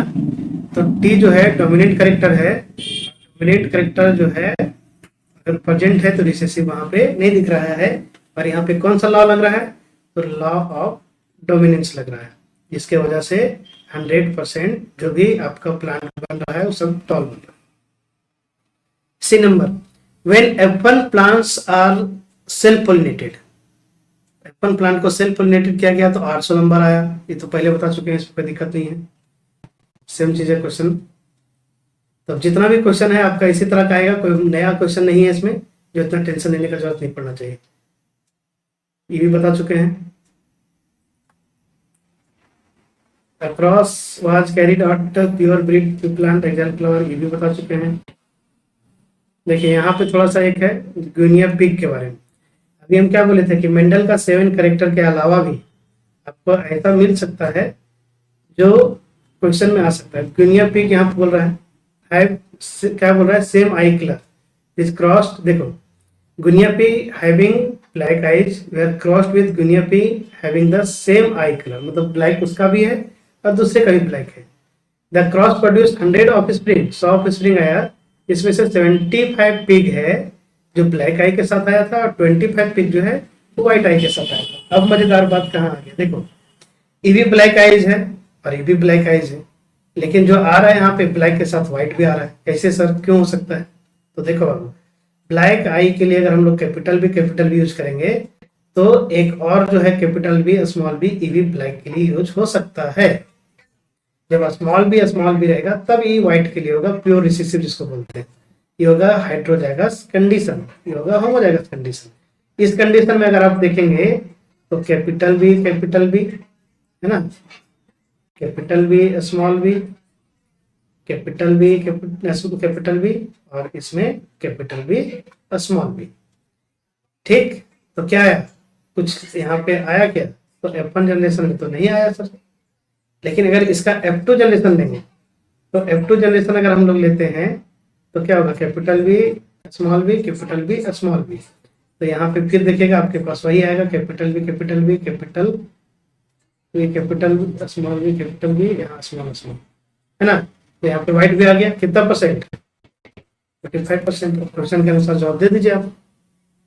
What is the possible genotype of the parent pig, तो पेरेंट का पॉसिबल जीनोटाइप क्या होगा, बता देंगे कि एक कैपिटल भी क्या होगा, कैपिटल भी स्मॉल भी होगा, कैपिटल भी स्मॉल भी होगा, है ना। कैपिटल भी स्मॉल भी, कैपिटल भी स्मॉल भी होगा। हेटेरोजाइगस कंडीशन क्यों होगा सर, क्योंकि जब तक हेटेरोजाइगस कंडीशन नहीं होगा तब तक आपका जो है प्रोडक्शन यहाँ पे व्हाइट का नहीं होगा। Which trait is dominant and which trait is recessive, कौन ट्रेट डोमिनेंट है कौन ट्रेट रिसेसिव है, तो यहाँ पे ब्लैक आई जो है डोमिनेंट है और व्हाइट आई जो है रिसेसिव है। क्यों है, क्योंकि ब्लैक आई हर जनरेशन में दिख रहा है, व्हाइट आई नहीं दिख रहा था। What is the ratio of F2 progeny, तो F2 प्रोजेनी का रेशियो क्या होगा, तो वही फिर सेम चीज 3:1, 3 हो जाएगा ब्लैक, 1 हो जाएगा व्हाइट, ठीक है। तो उसी का नीचे क्वेश्चन और दिया है, instead of the above cross if there was a cross between short haired guinea pig and long haired guinea pig, जैसे 400 है, F2 जनरेशन में पूछ रहा है कि लॉन्ग हेयर कितना होगा, तो बता देंगे 3:1, 300 हो जाएगा लॉन्ग हेयर, 100 हो जाएगा शॉर्ट हेयर, ये हो जाएगा लॉन्ग हेयर, हो जाएगा शॉर्ट हेयर, ठीक है। तो क्वेश्चन में कोई दम नहीं है, सेम क्वेश्चन को ही घुमा फिरा पूछता है, सेम थ्योरी है, सेम सारा चीज है, बस आपको समझना है कि क्वेश्चन बोल क्या है, क्योंकि अगर आप समझ गए तो फिर ठीक है, नहीं समझे तो फिर दिक्कत है। जिससे मान लीजिए इस तरह का यहाँ पे क्रॉस दिया हुआ है, अब इसमें आपको बताना है कि इसका फिनोटाइपिक रेशियो क्या है, जीनोटाइपिक रेशियो क्या है, तो क्या होगा, तो आप बता सकते हैं सर ये शॉर्ट प्लांट है जिसका आपका गेमिट स्मॉल टी है, लॉन्ग प्लांट है जिसका कैपिटल टी है, इसमें जब क्रॉस करवाए हैं तो कैपिटल टी स्मॉल टी आया है, जो कि सब का सब सारा का सारा टॉल दिख रहा है। अब यहाँ पे अगर कैपिटल टी स्मॉल टी वाला क्रॉस करवाए हैं तो 3 आपका लॉन्ग आया, 1 आपका शॉर्ट आया। तो अगर जीनोटाइप पूछेंगे तो इसका कैपिटल स्मॉल, ये कैपिटल स्मॉल, ये भी कैपिटल स्मॉल, ठीक है। तो कुछ भी पूछे आराम से बता सकते हैं। F1 जनरेशन में हमेशा याद रखना कि जो भी डोमिनेंट है सिर्फ वही दिखेगा, और F2 जनरेशन में जो है रेशियो के आधार पे दिखेगा। अगर मोनो हाइब्रिड है तो 3:1, अगर डाई हाइब्रिड है तो 9:3:3:1, ठीक। तो परसेंटेज निकालने पूछे, उसका नंबर पूछे, कुछ भी पूछे, उसको आप आराम से बता सकते हैं। इससे ज्यादा उम्मीद है कि इस चैप्टर में आपका कुछ नहीं है, बस आपको फिर से एक बार हम रिमाइंड करवा दे रहे हैं कि इस चैप्टर में आपको क्या क्या चीज को देखना है, ठीक। तो सबसे पहला चीज है कि हेरिडिटी किसको बोलते हैं, व्हाट इज हेरिडिटी, इसके बारे में एक बार देख लीजिएगा, क्योंकि 1 मार्क्स का क्वेश्चन यहाँ से पूछ सकता है। वेरिएशन के बारे में पूछ सकता है, वेरिएशन किसको बोलते हैं, तो चेंजेस को बोला जाता है वेरिएशन, लेकिन इसमें जो इंडिविजुअल्स है अपने पेरेंट्स के जैसा ही दिखेगा, लेकिन उसका करेक्टर जो है वो अलग। क्लियर है। वेरिएशन के लिए क्या जरूरत है, तो वेरिएशन के लिए आपके पास यहाँ पे जीन के बारे में पूछ सकता है कि व्हाट इज जीन, तो gene is the basic unit of heredity, it is responsible for the transfer of character from one generation to another generation. Okay, तो वेरिएशन क्यों होता है, वेरिएशन होने का रीजन है कि मेल और फीमेल 2 पेरेंट्स उसमें यूज होता है। चलिए, तो हेरिडिटी क्लियर हो गया, वेरिएशन क्लियर हो गया, जीन क्लियर हो गया। इसके अलावा अब यहाँ से जो क्वेश्चन आपसे पूछा जाता है उसमें मोनोहाइब्रिड क्रॉस का रेशियो, मोनोहाइब्रिड क्रॉस का रेशियो, डाइहाइब्रिड क्रॉस का रेशियो, ठीक है। इसमें दोनों पूछ सकता है, फिनोटाइपिक भी और जीनोटाइपिक भी, लेकिन इसमें चाहिए सिर्फ आपका फिनोटाइपिक, ठीक है। यहां तक क्लियर हो गया बात। इसके अलावा अब यहाँ पे जो तुम्हारा सेक्स डिटर्मिनेशन है, तो सेक्स डिटर्मिनेशन किसको बोलते हैं पता होना चाहिए, कैसे कैसे यहाँ पे होता है। तो सेक्स डिटर्मिनेशन को एक बार फिर से हम समझा दे रहे हैं, देख लीजिए एक बार। तो क्या बोल रहा है कि टोटल जो मेल है, मेल के पास टोटल नंबर ऑफ जो गेमिट है वो है 46, फीमेल के पास जो गेमिट है वो भी है 46। इसमें 22 ऑटोजोम प्लस 1 पेयर है ना, 22 ऑटोजोम प्लस 1 पेयर जो है वो सेक्स क्रोमोसोम, इसमें भी 22 ऑटोजोम है और 1 पेयर जो है वो भी सेक्स क्रोमोसोम है। लेकिन फर्क क्या है कि इसमें XX है, इसमें XY है। जब इसका गेमिट का फॉर्मेशन होगा तो जो ऑटोजोम पेयर में लिखे थे, डबल लिखे थे, तो सिंगल हो जाएगा, और 2 में से कोई एक, जैसे X आ गया, यहाँ हो जाएगा 22A + Y हो जाएगा, इधर हो जाएगा 22a प्लस एक्स और 22a प्लस एक्स, है ना। तो कहने का मतलब क्या है कि ये जो स्तंभ बनेगा इसमें या तो एक्स वाला आ सकता है या तो वाई वाला आ सकता है। इसमें जो ओवम बनेगा उसमें दोनों केस में तो एक्स वाला ही आएगा। अब किसका किसके साथ फर्टिलाइजेशन हो जाएगा, मान लीजिए इसके इसका साथ फर्टिलाइजेशन हो रहा है तो 22a जो था वो पेयर में हो जाएगा, तो 22 पेयर हो गया ऑटोजोम, और इसका एक्स और इसका एक्स मिलकर हो जाएगा एक्स एक्स। ठीक है, इसका अगर इसके साथ भी हो रहा है तो सेम कंडीशन बनेगा 22 ऑटोजोम प्लस एक्स एक्स। अगर यही चीज अगर हम दूसरा में बात करें तो जैसे ये वाई वाला के साथ अगर ई फर्टिलाइज करता है तो वाई वाला के साथ अगर ई फर्टिलाइज करेगा तो 22 ऑटोजोम प्लस एक्स वाई बना देगा। इसमें भी सेम चीज हो जाएगा 22 ऑटोजोम प्लस एक्स वाई हो जाएगा। तो इस केस में मेल बन सकता है और बाकी इस दोनों केस जो है यहाँ पे आपका फीमेल बन सकता है। तो इसमें अगर पूछ दिया जाए कि चांसेस कितना है बच्चे का जो मेल और फीमेल होने का, तो आप देख सकते हैं कि 4 में से 2 आपका फीमेल बन रहा है, 2 आपका मेल बन रहा है। तो 50% चांस जो है गर्ल्स का है और 50% चांस जो है वो बॉयज का है। ठीक है, दोनों जो है 50-50% चांस होता है। इस चीज को आपको बनाने के लिए जरूरत पड़ सकता है, तो ये आपको पता होना चाहिए, है ना। उसके अलावा अब आपको जो इम्पोर्टेंट चीज यहाँ पे पता है कि यहाँ पे कौन इसके लिए रिस्पॉन्सिबल है। तो रिस्पॉन्सिबल हमेशा मेल होता है, मतलब उसका फादर रिस्पॉन्सिबल है बच्चे का सेक्स डिटर्मिनेशन के लिए, उसमें मदर का कोई भी रोल नहीं है। ठीक, क्योंकि मदर में तो दोनों तो क्रोमोसोम सेम है, जो भी क्रोमोसोम का डिफरेंस है कहाँ है, फादर में। तो ये जो कंडीशन है इसमें कैसा है, तो हेटेरोजाइगस कंडीशन है, हेटेरोजाइगस कंडीशन है।